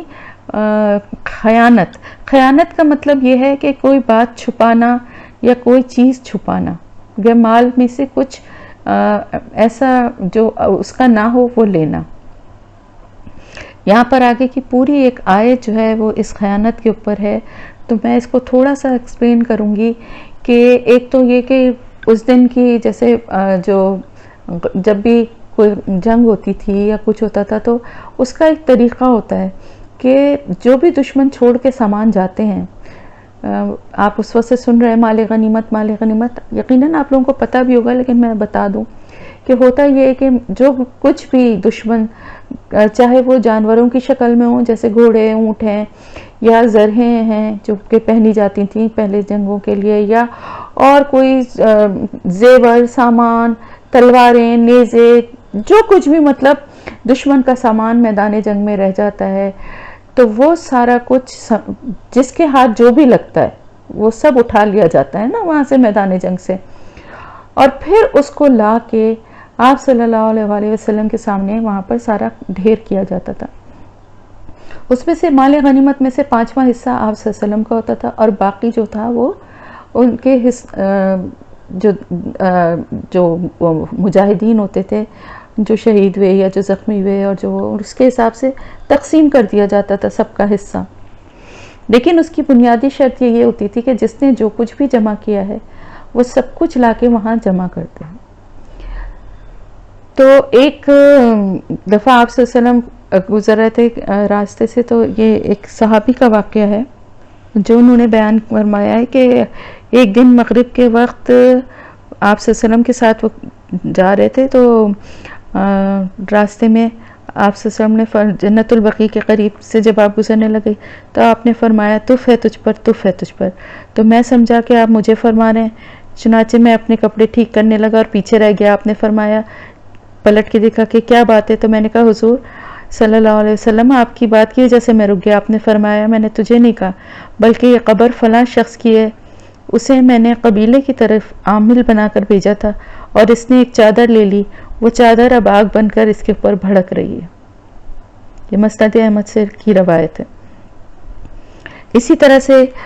جب جو مال آتا تھا آپ صلی اللہ علیہ وسلم یا کسی کو عامل بنا کے بھیجتے تھے کسی جگہ کے لیے، یعنی عامل سے مطلب یہ ہوتا ہے کہ کسی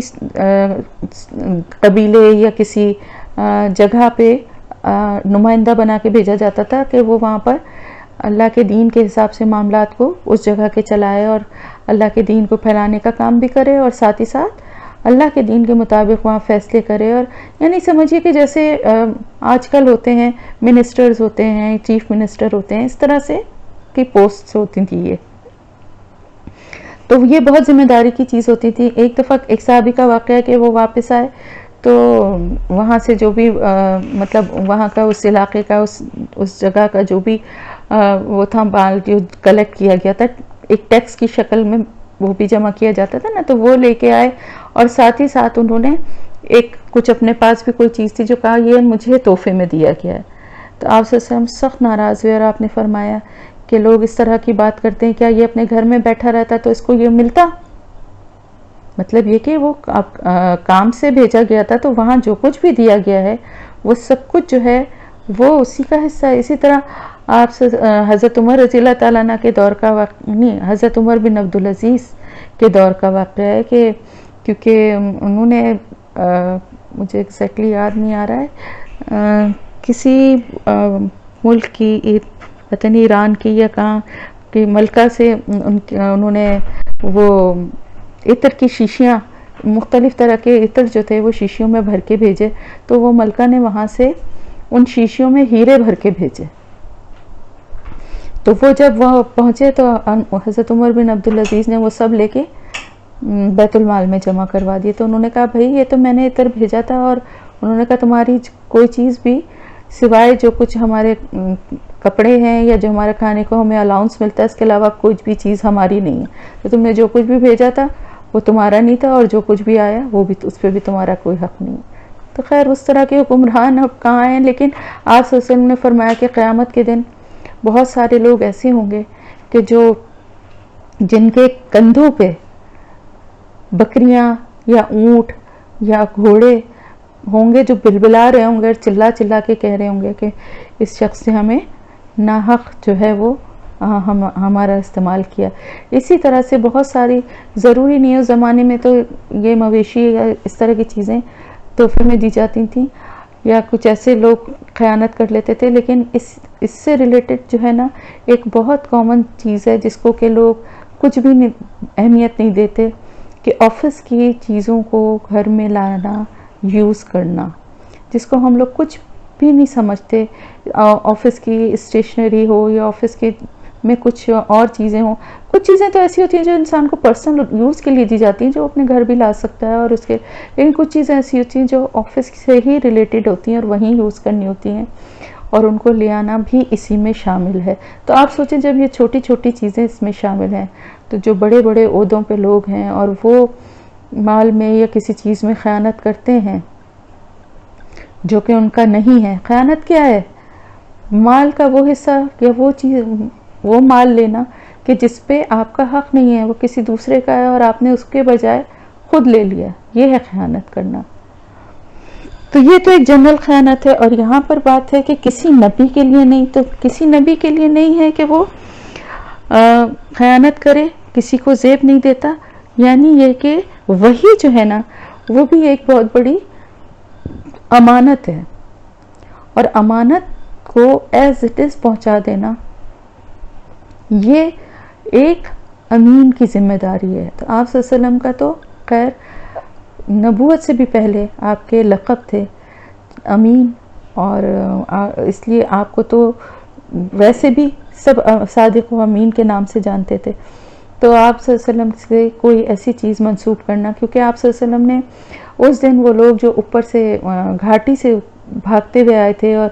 وہ جمع کرنے لگے تھے، تو آپ صلی اللہ علیہ وسلم نے ان کو بلایا اور ان سے پوچھا کہ تم کیوں آئے جب تمہیں منع کیا گیا تھا. تو وہ کوئی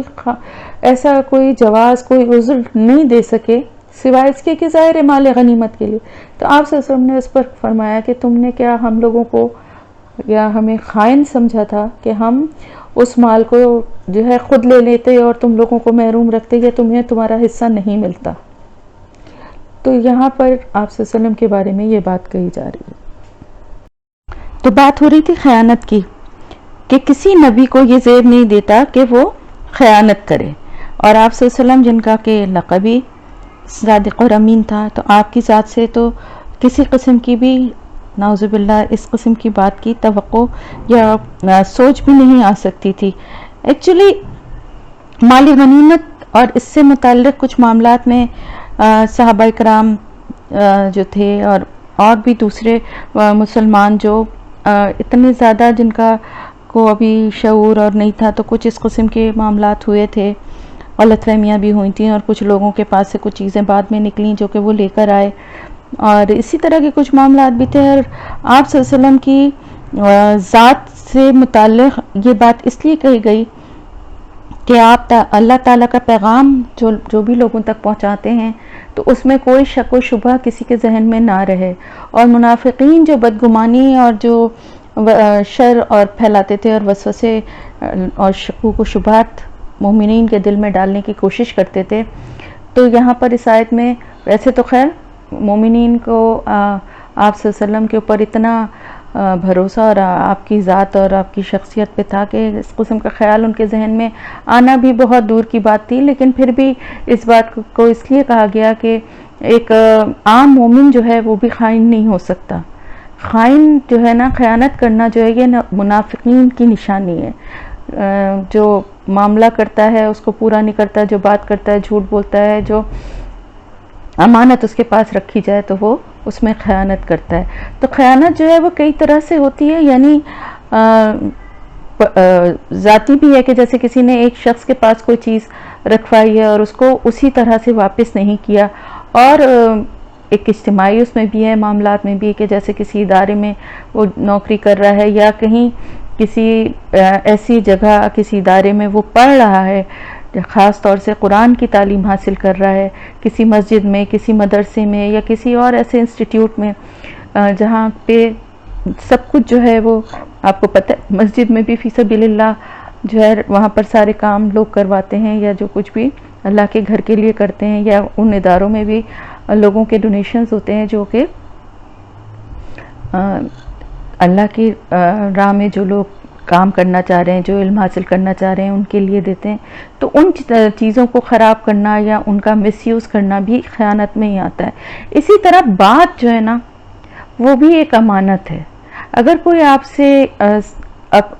ہمدردی میں یا مشورے کے لیے یا ویسے ہی آپ کو اپنا خیر خواہ سمجھ کے اپنی کوئی بات بتاتا ہے یا کوئی اپنا راز بتاتا ہے تو یہ بھی ایک امانت ہے. اس بات کو اپنے تک رکھنا اور اس بات کو کسی دوسرے تک پہنچانا یا اس بات کو کسی دوسرے سے کہنا بھی خیانت ہے. تو یہ سارے معاملات ہیں. اور ساتھ ہی ساتھ ثم توفی کل نفس ما کسبت وہم لا یظلمون،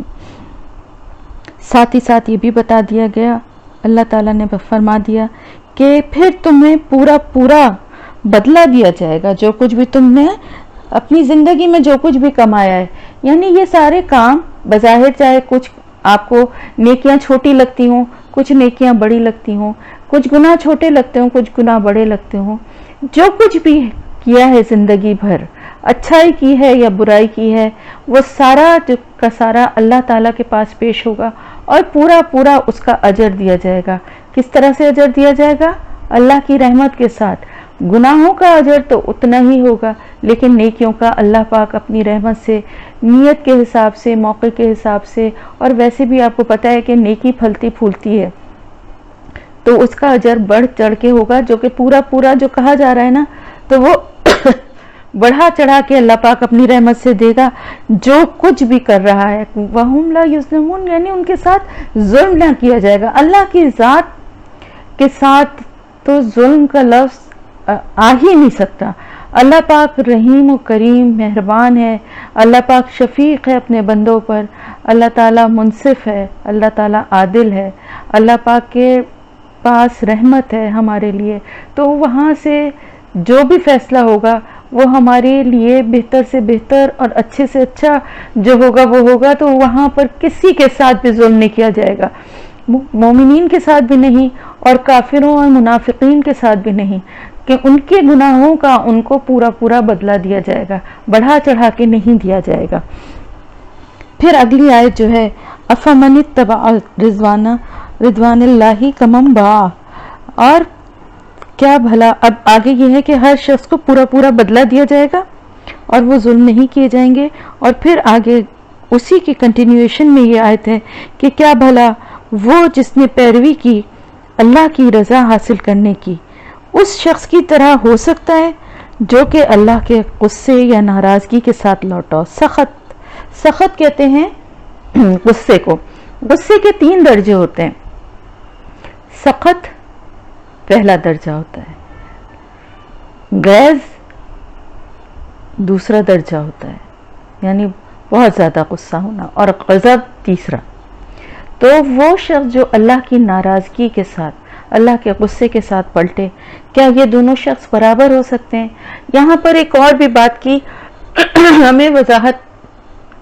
اور ان لوگوں کے لیے خاص طور سے جو آپ نے سنا ہوگا کہ بہت سارے لوگ اس طرح کی بات کرتے ہیں کہ ہم یہ اگر کوئی کام نہیں بھی کرتے تو ہم یہ کام تو کرتے ہیں، ہم کسی کا دل نہیں دکھاتے، ہم جھوٹ نہیں بولتے، ہم فلانا فرض نہیں پورا بھی کرتے تو ہم یہ کرتے ہیں، یا ہمارے اخلاق اچھے ہیں، اچھے اخلاق والے تو جنت میں جائیں گے۔ تو یہاں پر اللہ تعالیٰ فرما رہا ہے کہ کیا وہ شخص جو کہ ساری زندگی اللہ کو راضی کرنے کے لیے گزار دے، اللہ کی رضا کے مطابق اپنی زندگی کو گزارے، اپنے ہر کام کو اللہ کے راستے پہ چلنے والے کی طرح بنا لے، اپنے ہر عمل کو، اس شخص کی جیسے ہو سکتا ہے کہ جو اللہ کے غیظ و غضب، اللہ کی ناراضگی کے ساتھ پلٹے؟ اس کی مثال آپ اس طرح سے سمجھیے کہ ہم یہاں رہتے ہیں، اگر ایک شخص یہاں سے، دو شخص ہیں، ایک کہے کہ مجھے نارتھ ناز آباد جانا ہے اور ایک کہے کہ مجھے ڈیفنس جانا ہے، تو وہ دونوں الگ الگ راستوں پہ چلیں گے، ٹھیک ہے؟ تو کیا دونوں ایک ہی جگہ پہنچیں گے؟ نہیں پہنچیں گے نا۔ جو راستہ انہوں نے انتخاب کیا ہے، جس منزل کی طرف وہ چل رہے ہیں، اسی منزل پر پہنچیں گے۔ بالکل اسی طرح ایک مومن اور ایک کافر کبھی برابر نہیں ہو سکتے، ایک اللہ پہ توکل کرنے والا اور ایک فاسق گناہگار کبھی برابر نہیں ہو سکتے، ایک اللہ کی راہ میں خرچ کرنے والا اور ایک بخیل کبھی برابر نہیں ہو سکتے۔ تو اللہ تعالیٰ یہاں پہ فرما رہا ہے کہ جس راستے کا تم انتخاب کرو گے، ہم اللہ سے مانگتے ہیں نا دعا، اہدنا الصراط المستقیم، تو ہم سیدھے راستے کی، اللہ سے سیدھے راستے کے لیے پہ چلنے کی دعا مانگتے ہیں۔ تو اگر ہم اس سیدھے راستے پہ چلیں گے تو انشاءاللہ تعالیٰ اس کی منزل ہے اللہ کی رضا اور جنت الفردوس۔ اور جو دائیں بائیں دوسری راستے نکل رہے ہیں، ان راستوں پہ چلے گا تو اپنی منزل سے دور ہوتا جائے گا، پھر اس کی منزل بدل جائے گی۔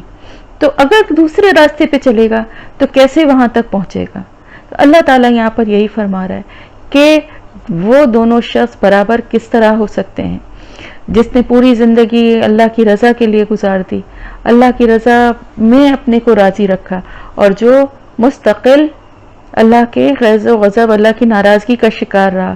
جو نافرمانی کرتا رہا، کفر کرتا رہا، منافقت کرتا رہا، اور اسی طرح سے اور گناہ کرتا رہا، تو وہ دونوں برابر کس طرح سے ہو سکتے ہیں اللہ کے پاس؟ اور ان کا ٹھکانہ جہنم ہے۔ کن کا ٹھکانہ جہنم ہے؟ جو کہ اللہ کی ناراضگی کے ساتھ پلٹیں گے۔ کہاں سے پلٹیں گے؟ اس دنیا سے۔ اس دنیا سے جاتے ہوئے دیکھیں، موت جو ہے نا، وہ حضرت عائشہ رضی اللہ تعالیٰ نے حضور صلی اللہ علیہ وسلم سے فرمایا کہ موت کسی کو بھی اچھی نہ لگتی، ہمیں بھی نہیں لگتی۔ تو آپ صلی اللہ علیہ وسلم نے فرمایا بے شک نہیں اچھی لگتی۔ کیوں اچھی نہیں لگتی؟ کیونکہ دنیاوی رشتے اور دنیا کی چیزوں کی بھی محبت انسان کے دل میں ہوتی ہے، خاص طور سے رشتوں کی، تو ان کو چھوڑ کے جاتے ہوئے ایک تکلیف کا احساس، اور دل نہیں چاہتا جانے کا اس دنیا سے۔ لیکن جاتے وقت جب اللہ تعالیٰ کے بھیجے ہوئے فرشتے جو ہیں وہ اس کو یہ خوشخبری سناتے ہیں، اور نورانی شکل کے فرشتے آئیں گے اور وہ انشاءاللہ تعالیٰ جنت کی خوشخبری اور اللہ کی رضامندی کی خوشخبری دیں گے، تو پھر وہ خوف بالکل دل سے چلا جائے گا۔ اور دوسری طرف اس کا ٹھکانہ جو کہ اللہ کی ناراضگی کے ساتھ پلٹے گا، تو ظاہر ہے اس کو لینے کے لیے جو فرشتے آئیں گے وہ بھی بہت تنخو اور اس کو مطلب سختی کے ساتھ اس کی جان بھی نکالیں گے، اور اس کو ظاہر ہے اس وقت جہنم کا بھی وہ دکھایا جائے گا۔ تو ان کا ٹھکانہ کہاں ہے؟ ان کا ٹھکانہ ہے جہنم، اور جو کہ بہت ہی برا ٹھکانہ ہے، بہت ہی بری لوٹنے کی جگہ ہے، بئس المصیر۔ ہم درجات عند اللہ، اور اللہ کے پاس ان کے لیے درجات ہیں۔ کن کے لیے درجات ہیں؟ ان لوگوں کے لیے بھی درجات ہیں جو اللہ کی رضا کے مطابق زندگی گزارتے ہیں، اور ان کے لیے بھی درجات ہیں جو کہ اللہ کی ناراضگی کے ساتھ پلٹیں گے۔ بالکل اسی طرح سے جس طرح سے ہر ایک کو اس کے اعمال کے حساب سے اس کی نیکیوں کا بدلہ ملے گا، اور جنت میں بھی اسی طرح سے اس کے مختلف درجات ہوں گے،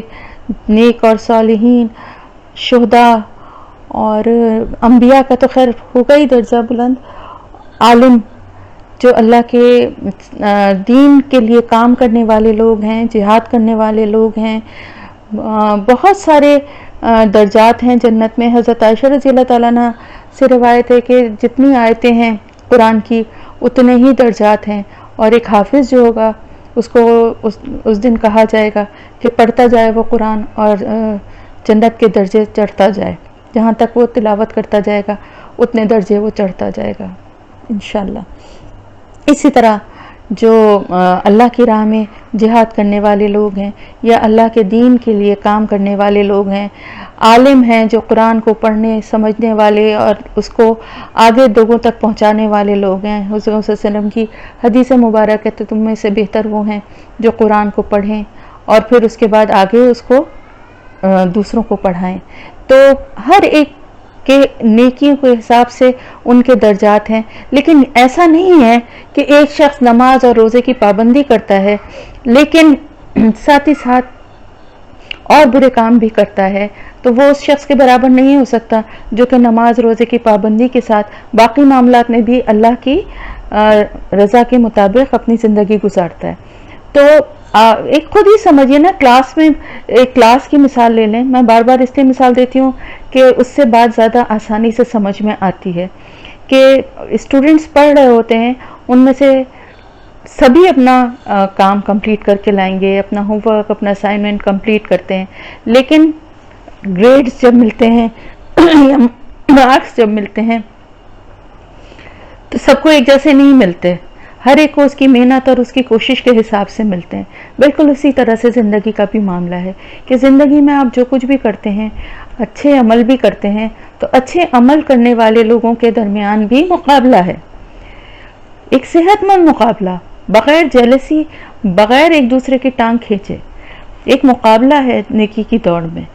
سابقون بنے، سبقت لے جانے والے بنے نیکیوں میں، تو ان کے درجات بلند ہیں۔ سابقون اور اولون جو ہوتے ہیں نا، کسی بھی نیک کام کو کرنے والے سب سے پہلے جو ہوتے ہیں نا، باقی لوگوں کے نیکی کا ثواب کا بھی ایک حصہ ان کو ملتا ہے، جو پہل کرتے ہیں نیک کام کرنے میں، ان کی تقلید میں لوگ وہ کام کریں گے، وہ بھی اس میں حصے دار ہوں گے۔ قرآن کو پڑھیں گے اور آگے پڑھائیں گے تو جتنے لوگ پڑھ رہے ہیں ان کے ثواب کے بھی حصے دار ہیں، ان لوگوں کا ثواب اپنی جگہ رہے گا، پھر وہ آگے پڑھائیں گے تو ان کا ثواب کے حصے دار بھی ہوں گے، اور جو اس سے پہلے استاد ہے اس کا بھی حصہ ہوگا۔ یعنی یہ اللہ کی رحمت ہے کہ اس شخص کی نیکی کہیں نہیں جاتی، لیکن یہ ایک چین ہے، ایک چراغ سے چراغ جلنے کا، جو کہ سلسلہ چلتا رہتا ہے، لیکن نیکیوں کے درجے ہیں۔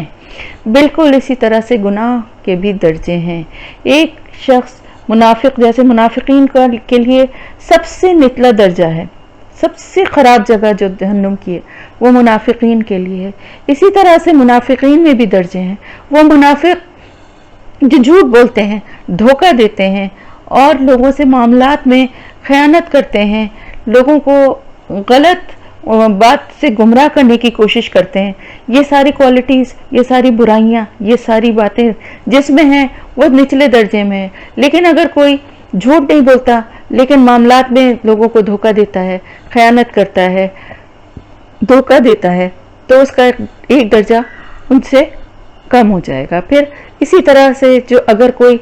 جھوٹ اور دھوکہ نہیں دیتا لیکن خیانت کرتا ہے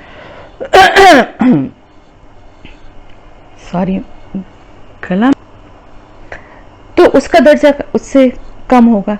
مطلب یہ کہ اللہ پاک کے پاس ظلم نہیں ہوگا کسی کے بھی ساتھ۔ ایک کافر کو اس کے کفر کے حساب سے سزا ملے گی، ایک خائن کو اس کے ظلم کے، اس کے گناہ کے حساب سے سزا ملے گی، اور جس میں ساری چیزیں جمع ہوں گی اس کو ان ساری باتوں کی سزا ملے گی۔ اسی طرح سے بالکل جس طرح سے جنت میں نیک لوگوں کو ان کے اعمال کے حساب سے جزا ملے گی۔ تو یہ بات ہمیشہ یاد رکھیں کہ اللہ کے پاس جنت کے بھی درجات ہیں اور جہنم کے بھی درجات ہیں، 7 درجے ہیں جہنم کے،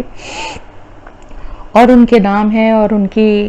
تباہ کاری کے حساب سے، ان کی سزاؤں کے حساب سے ان کے نام ہیں۔ انشاءاللہ کسی دن اس پہ بھی بات کریں گے۔ تو یہاں پر بات یہ ہو رہی ہے کہ جہنم میں بھی درجات ہیں، اور لیکن جہنم کا کم سے کم بھی جو درجہ ہوگا،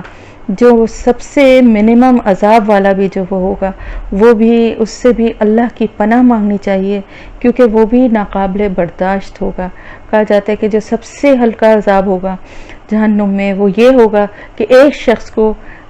جوتے آگ کے پہنائے جائیں گے اور اس کے تسمے بھی آگ کے ہوں گے، اور اس آگ کی شدت سے اس کا بھیجا تک پگھل کے باہر کھوپڑی سے آ رہا ہوگا۔ یہ سب سے ہلکا عذاب ہے، استغفر اللہ۔ تو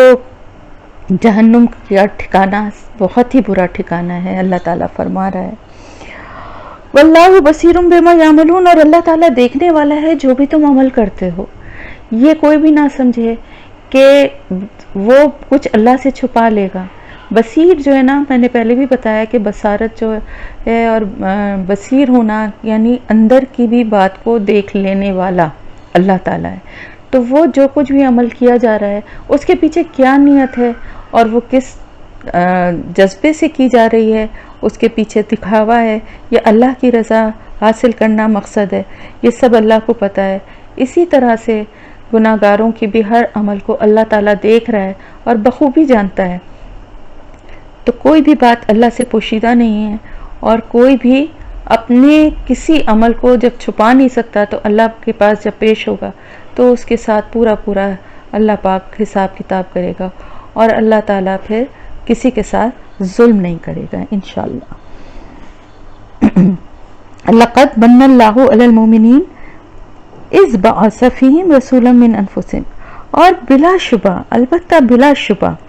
بہت بڑا احسان کیا اللہ تعالیٰ نے مومنین پر کہ جب ان پہ بھیجا انہی میں سے ایک رسول بھیجا، ان کے نفسوں میں سے ہی، یعنی انہی لوگوں میں سے ایک رسول ان پر بھیجا، یتلو علیہم آیاتہ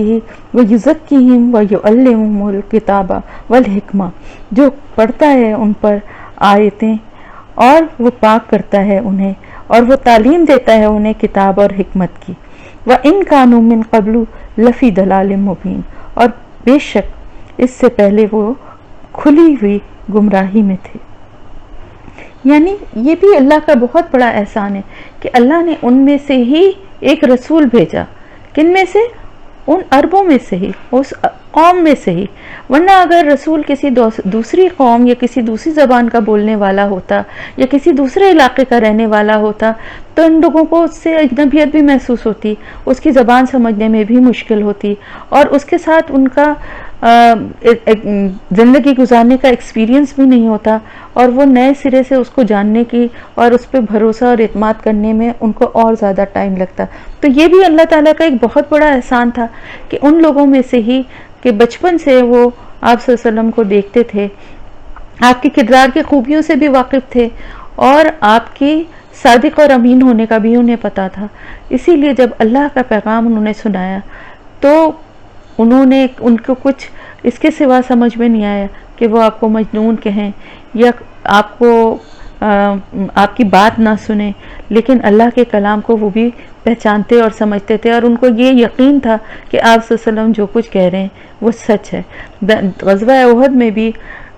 جو ہے ان کو یہ یقین تھا کہ بار بار وہ پوچھتے تھے کہ کیا وہ اللہ کے رسول جو ہیں وہ بھی شہید ہو گئے، مارے گئے، کیونکہ ان کو سب سے زیادہ خوف جو تھا وہ آپ صلی اللہ علیہ وسلم سے ہی تھا۔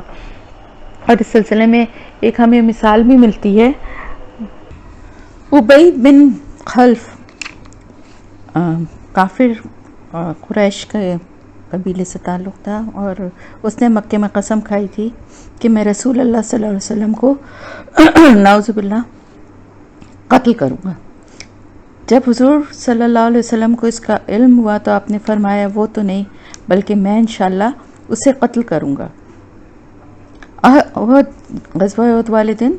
یہ خبیث جو تھا سر سے پاؤں تک ذرہ بختر لگائے ہوئے حضور صلی اللہ علیہ وسلم کی طرف بڑھا اور یہ کہتا ہوا آیا کہ اگر محمد صلی اللہ علیہ وآلہ وسلم بچ گئے تو میں اپنے آپ کو ہلاک کر ڈالوں گا۔ ادھر سے حضرت مصعب بن عمیر اس کی طرف بڑھے لیکن شہید کر دیے گئے۔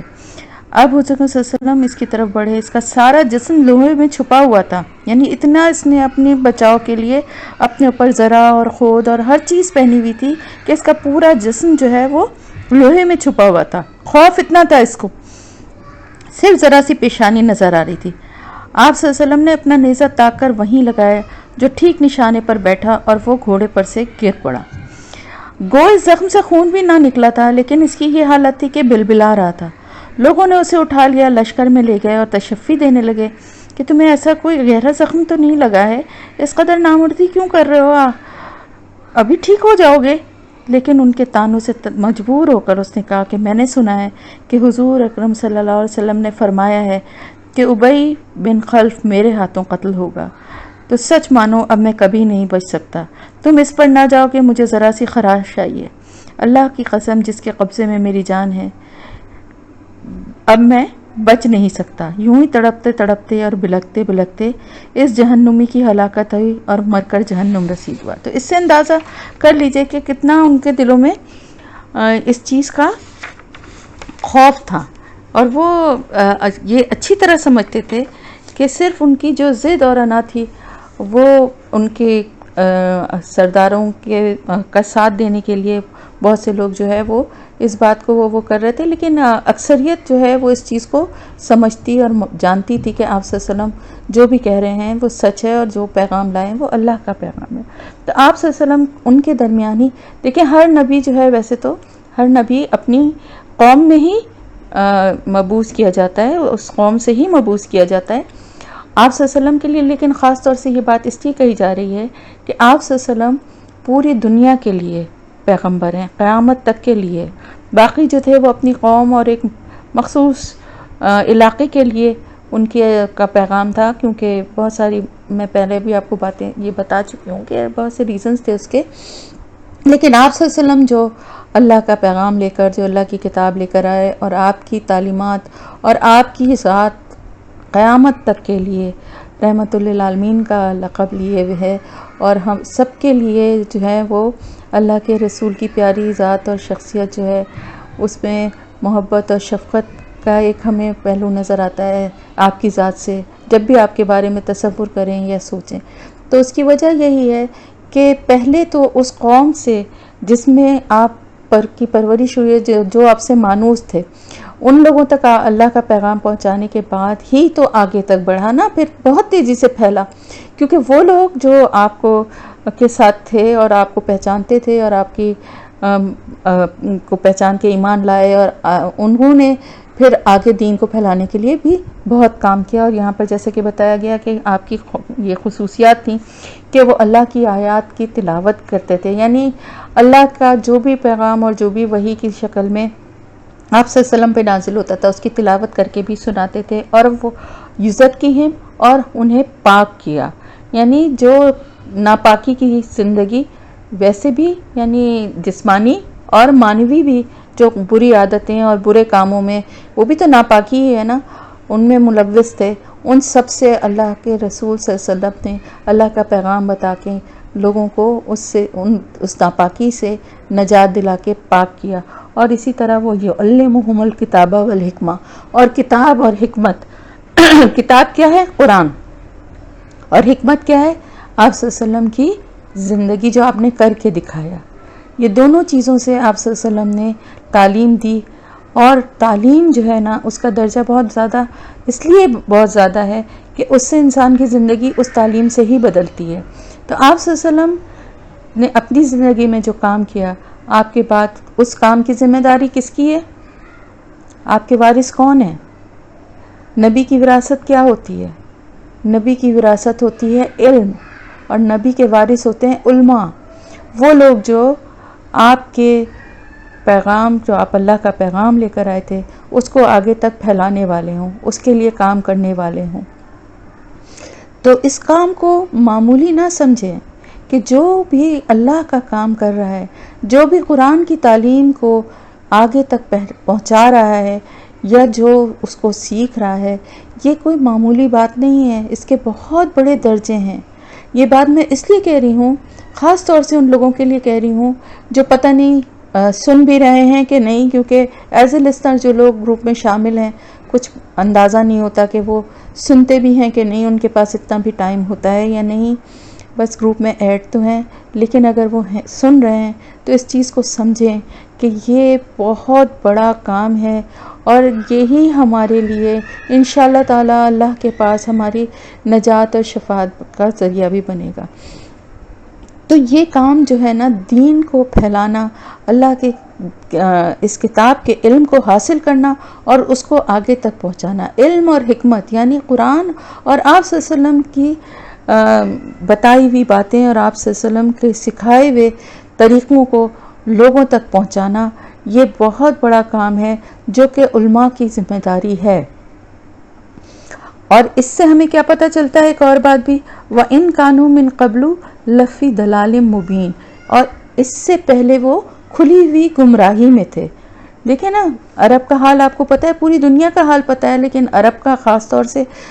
ہم حال پتہ ہے کہ جب آپ صلی اللہ علیہ وسلم کی بعثت ہوئی تو ہر طرح کی اخلاقی برائیوں میں مبتلا تھے وہ تقریباً۔ تو اس سے ہمیں کیا پتہ چلتا ہے کہ اگر یہ کام نہیں کیے جائیں گے، یعنی اللہ کی آیات کی تلاوت نہیں کی جائے گی اور لوگوں کو پاک نہیں کیا جائے گا اور لوگوں کو کتاب اور حکمت کی تعلیم نہیں دی جائے گی، تو پھر وہ گمراہی میں ہی مبتلا ہو جائیں گے دوبارہ۔ تو ہر دور میں، ہر معاشرے میں، ہر وقت ایسے لوگ موجود رہے الحمدللہ کہ جو اس کتاب کی تعلیم اور آپ صلی اللہ علیہ وسلم کی جو احادیث اور آپ کی سنت ہے اس کو زندہ رکھنے کے لیے کام کرتے رہے، اور ان کا بہت بڑا درجہ ہے۔ کیونکہ آپ دیکھیں، تعلیم دینا کوئی معمولی بات نہیں ہوتی، ہر شخص ٹیچر نہیں بن سکتا۔ بعض دفعہ بہت اچھے جو اسٹوڈنٹس ہوتے ہیں، ٹاپرز ہوتے ہیں، وہ بھی اچھے ٹیچر نہیں بن پاتے، لیکن ایک ایوریج اسٹوڈنٹ بعض دفعہ بہت اچھا ٹیچر بن جاتا ہے۔ تو یہ بھی اللہ کی طرف سے دی گئی ایک صلاحیت ہے، اللہ کی دیے ہوئے احسانوں میں سے ایک احسان ہے، اللہ کی رحمت ہے، اور جس کو اللہ یہ نعمت دے اس کے اوپر بہت بڑی ذمہ داری ہے۔ کیا ذمہ داری ہے اس کے اوپر؟ کہ اس پیغام کو اللہ کے آگے پھیلانے کے لیے اگر اللہ نے اس کو کوئی صلاحیت دی ہے تو اس کو استعمال کرے، کیونکہ اس کے لیے بھی جواب دہ ہوگا وہ قیامت کے دن۔ تو اللہ کے احسانوں میں سے بہت بہت بڑا احسان ہے کہ اللہ پاک نے حضور اکرم صلی اللہ علیہ وآلہ وسلم کی ذات مبارک کو مبعوث کیا نبوت کے لیے۔ اتنے رحیم اور اتنے شفیق دل والا، اتنا امت کا خیر خواہ، اتنا محبت کرنے والا، اتنا اپنے ساتھیوں کے ساتھ محبت اور شفقت سے رہنے والا، اور اپنے عمل سے سب کچھ کر کے دکھانے والا کہ کچھ ناممکن نہیں ہے جو کچھ قرآن میں بتایا جا رہا ہے۔ تو یہ اللہ کا بہت بڑا احسان تھا۔ پھر دوسرا بڑا احسان اس سے بھی بڑا یہ تھا کہ ایسی قوم میں اللہ نے ان کو مبعوث کیا کہ جہاں وہ اجنبی نہیں تھے اور لوگوں نے ان کی بات کو سننا اور سمجھنا ان کے لیے مشکل نہیں تھا۔ اور پھر یہ بات آگے لوگوں کے لیے بھی ہے کہ جو جہاں جس معاشرے جس جگہ رہتا ہے وہاں پر کوشش کرے، جس کو اللہ نے یہ صلاحیت دی ہے وہ اللہ کی کتاب کی تلاوت بھی کرے۔ تلاوت تو سب کے لیے ہی ہے، لیکن تعلیم دینا ہر ایک کے لیے نہیں ہے، لیکن جس کو اللہ تعالیٰ نے منتخب کیا اور جس کو اللہ نے یہ صلاحیت دی تو وہ یہ کام کرے۔ اور اسی طرح سے جن کو اللہ نے ہدایت دی اور توفیق دی ہے وہ اس کو سیکھتے ہیں اور اسی طرح سے کھلی ہوئی گمراہی سے محفوظ رہ سکتے ہیں۔ یہ سارا بیان اور یہ سارا ذکر جو ہے غزوہ احد کے واقعے سے ہی چل رہا ہے، اور یہ ساری باتیں اسی کنٹینیویشن میں آ رہی ہیں، کیونکہ اللہ تعالیٰ جو ہے یہاں پر جیسے کہا گیا نا کہ درجے ہیں، درجات ہیں نیک لوگوں کے بھی، تو پھر ان میں بھی ان لوگوں کا درجہ بلند ہے جو کہ عالم ہیں، جو کہ تعلیم دینے والے ہیں۔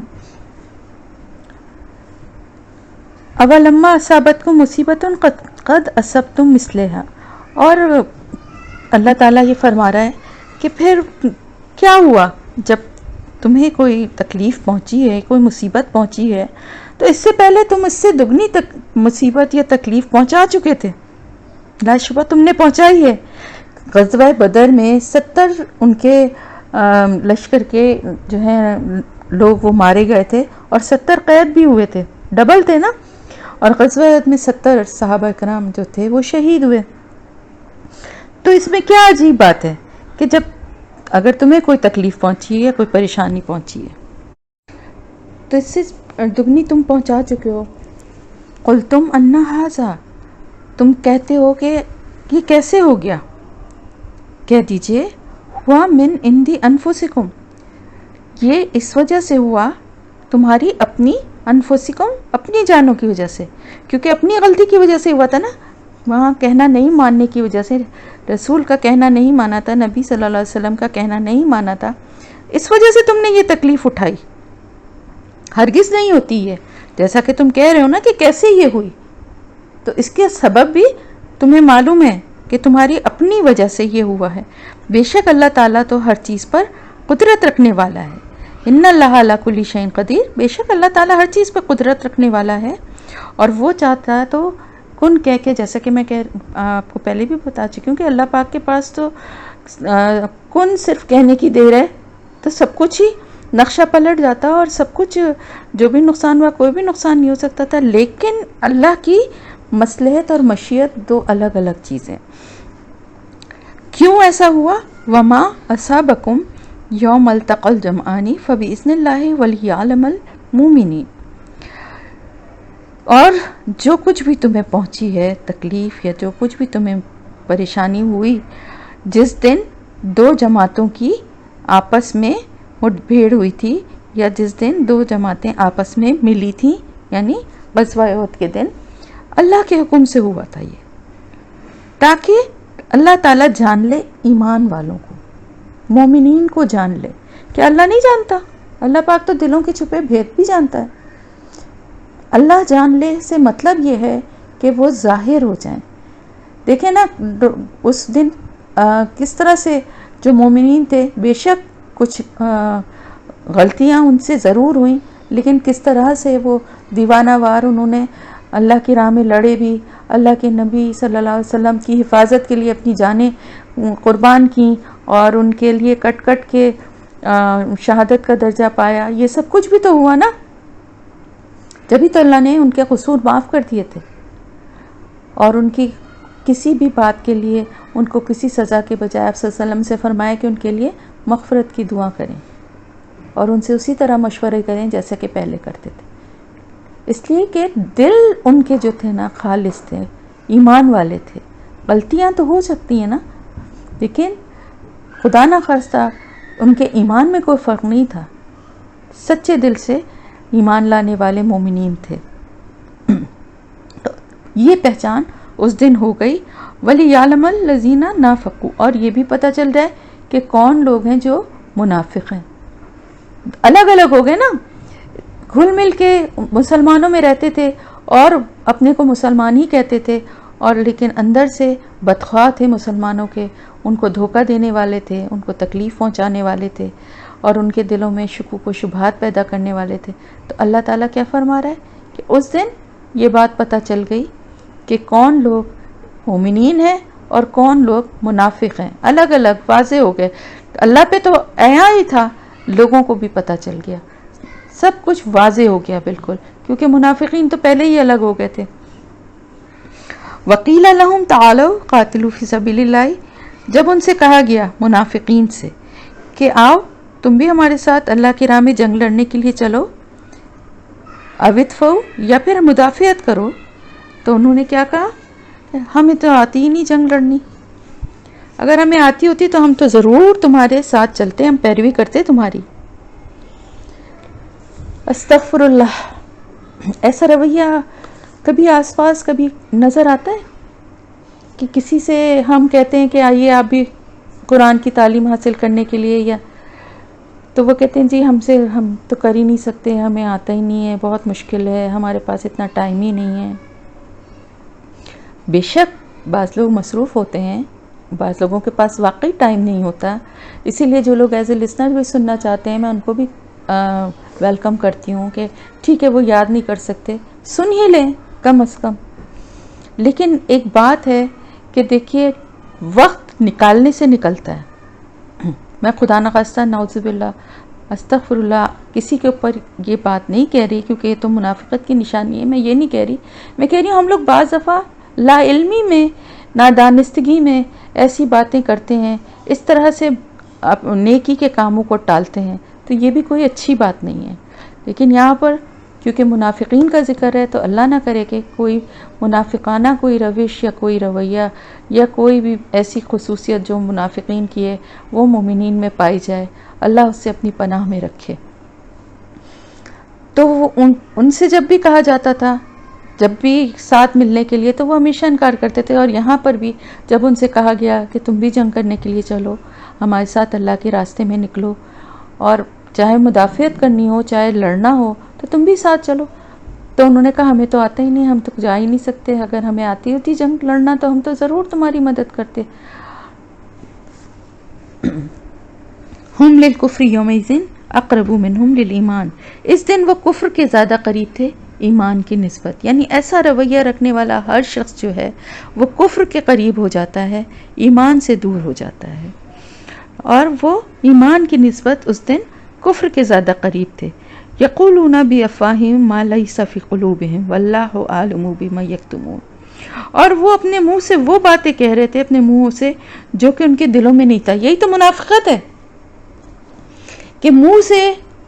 ایسی بات کہنا, منہ سے کسی کی ہمدردی اور خیرخواہی کرنا اور دل سے اس کا برا چاہنا, اس کے لیے برا سوچنا یا اس کے لیے برائی آگے پھیلانا, یہی تو منافقت ہے. تو مسلمانوں کے لیے ان کا یہی رویہ تھا نا کہ وہ جو کچھ منہ سے کہہ رہے تھے, اس بات پہ بھی اللہ تعالیٰ کہہ رہا ہے کہ جو کچھ وہ کہہ رہے ہیں نا کہ ہمیں تو آتا ہی نہیں, ہم کیسے جائیں, یہ ان کے دل کی بات نہیں ہے. ان کے دل کی بات کیا تھی کہ وہ شامل ہی نہیں ہونا چاہتے تھے اس جنگ میں. ان کا لالچ صرف اور صرف معنی غنیمت کی حد تک تھا, باقی انہیں جنگ سے کوئی سروکار نہیں تھا, بلکہ وہ کافروں کو اور یہودیوں کو مسلمانوں کے خلاف جو ہے جنگوں کے موقعوں پہ پیغام بھیجتے تھے اور ان سے مدد کی اپیل کرتے تھے, اور ان میں شامل ہونا زیادہ پسند کرتے تھے بنسبت مسلمانوں کے. تو جو کچھ ان کے منہ کہہ رہے تھے اصل میں ان کے دلوں میں یہ نہیں تھا, اور یہی نفاق کی نشانی ہے. لیکن ساتھ ہی ساتھ واللہ عالم بما یکتمون, جو کچھ بھی وہ چھپا رہے تھے اللہ تو اس کو جانتا ہی ہے. لوگوں سے تو چھپا سکتے تھے لیکن ان کے دل کے حال کو اللہ جانتا ہے, اور قرآن میں کھول کے بیان کر دیا. اور اسی طرح سے مومنین پہ بھی یہ بات آشکار ہو گئی, مومنین کو بھی اس بات کا احساس ہو گیا, اور کفر میں اور نفاق میں جو فرق ہے, جو منافقت کا رویہ رکھنے والے لوگ ہیں وہ پہچانے گئے. اللہ نے تو جانتا ہی تھا, اللہ نے جان لیا سے مطلب ہے کہ لوگوں کو بھی سمجھ میں آ گیا, لوگوں نے بھی جان لیا.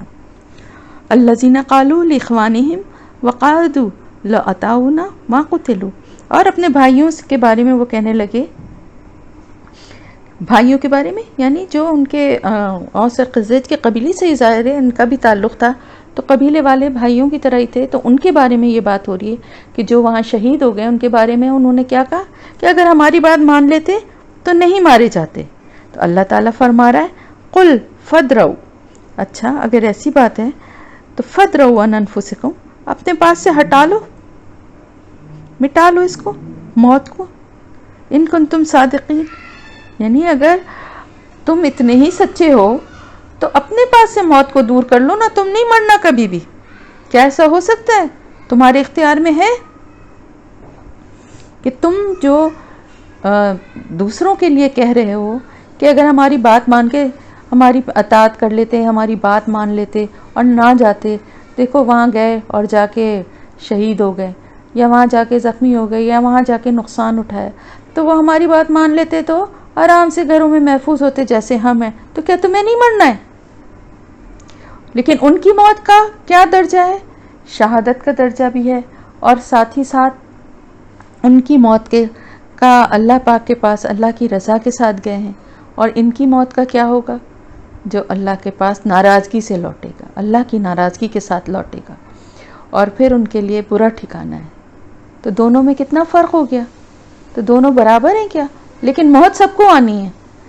میدان جنگ سے بھاگنا بہت بڑا گناہ ہے, اور اس کے بعد بھی مرنا تو ہے ہی. تو پھر وہ زندگی جس کو اللہ پاک کہتا ہے شہیدوں کے لیے کہ انہیں مردہ نہ کہو, وہ زندہ ہیں اور وہ رزق دیے جاتے ہیں, لیکن تم اس کا شعور نہیں رکھتے, وہ زیادہ بہتر ہے یا منافقوں کی طرح گھر میں گھس کے بیٹھ گئے, چھپ کے بیٹھ گئے, مرے تو پھر بھی موت تو پھر بھی آئی نا. اللہ تعالیٰ کہہ رہا ہے اگر اپنے پاس سے ہٹا سکتے ہو, سچے ہو, تو موت کو دور کر دو, مرو ہی نہیں. اگر ایسی بات کہہ رہے ہو تو پھر یہ کہو نا کہ ہم دیکھو ہم تو کبھی مریں گے ہی نہیں اور تم مر گئے جا کے, تب تو ایک بات ہے, لیکن مرنا تو تم کو بھی ہے نا. تو پھر اس موت اور اپنی موت کا فرق دیکھ لو. جزاک اللہ خیرن کثیرہ. یہ یہاں پر ختم ہو گئی ہماری تفسیر. الحمدللہ, اللہ کا شکر ہے.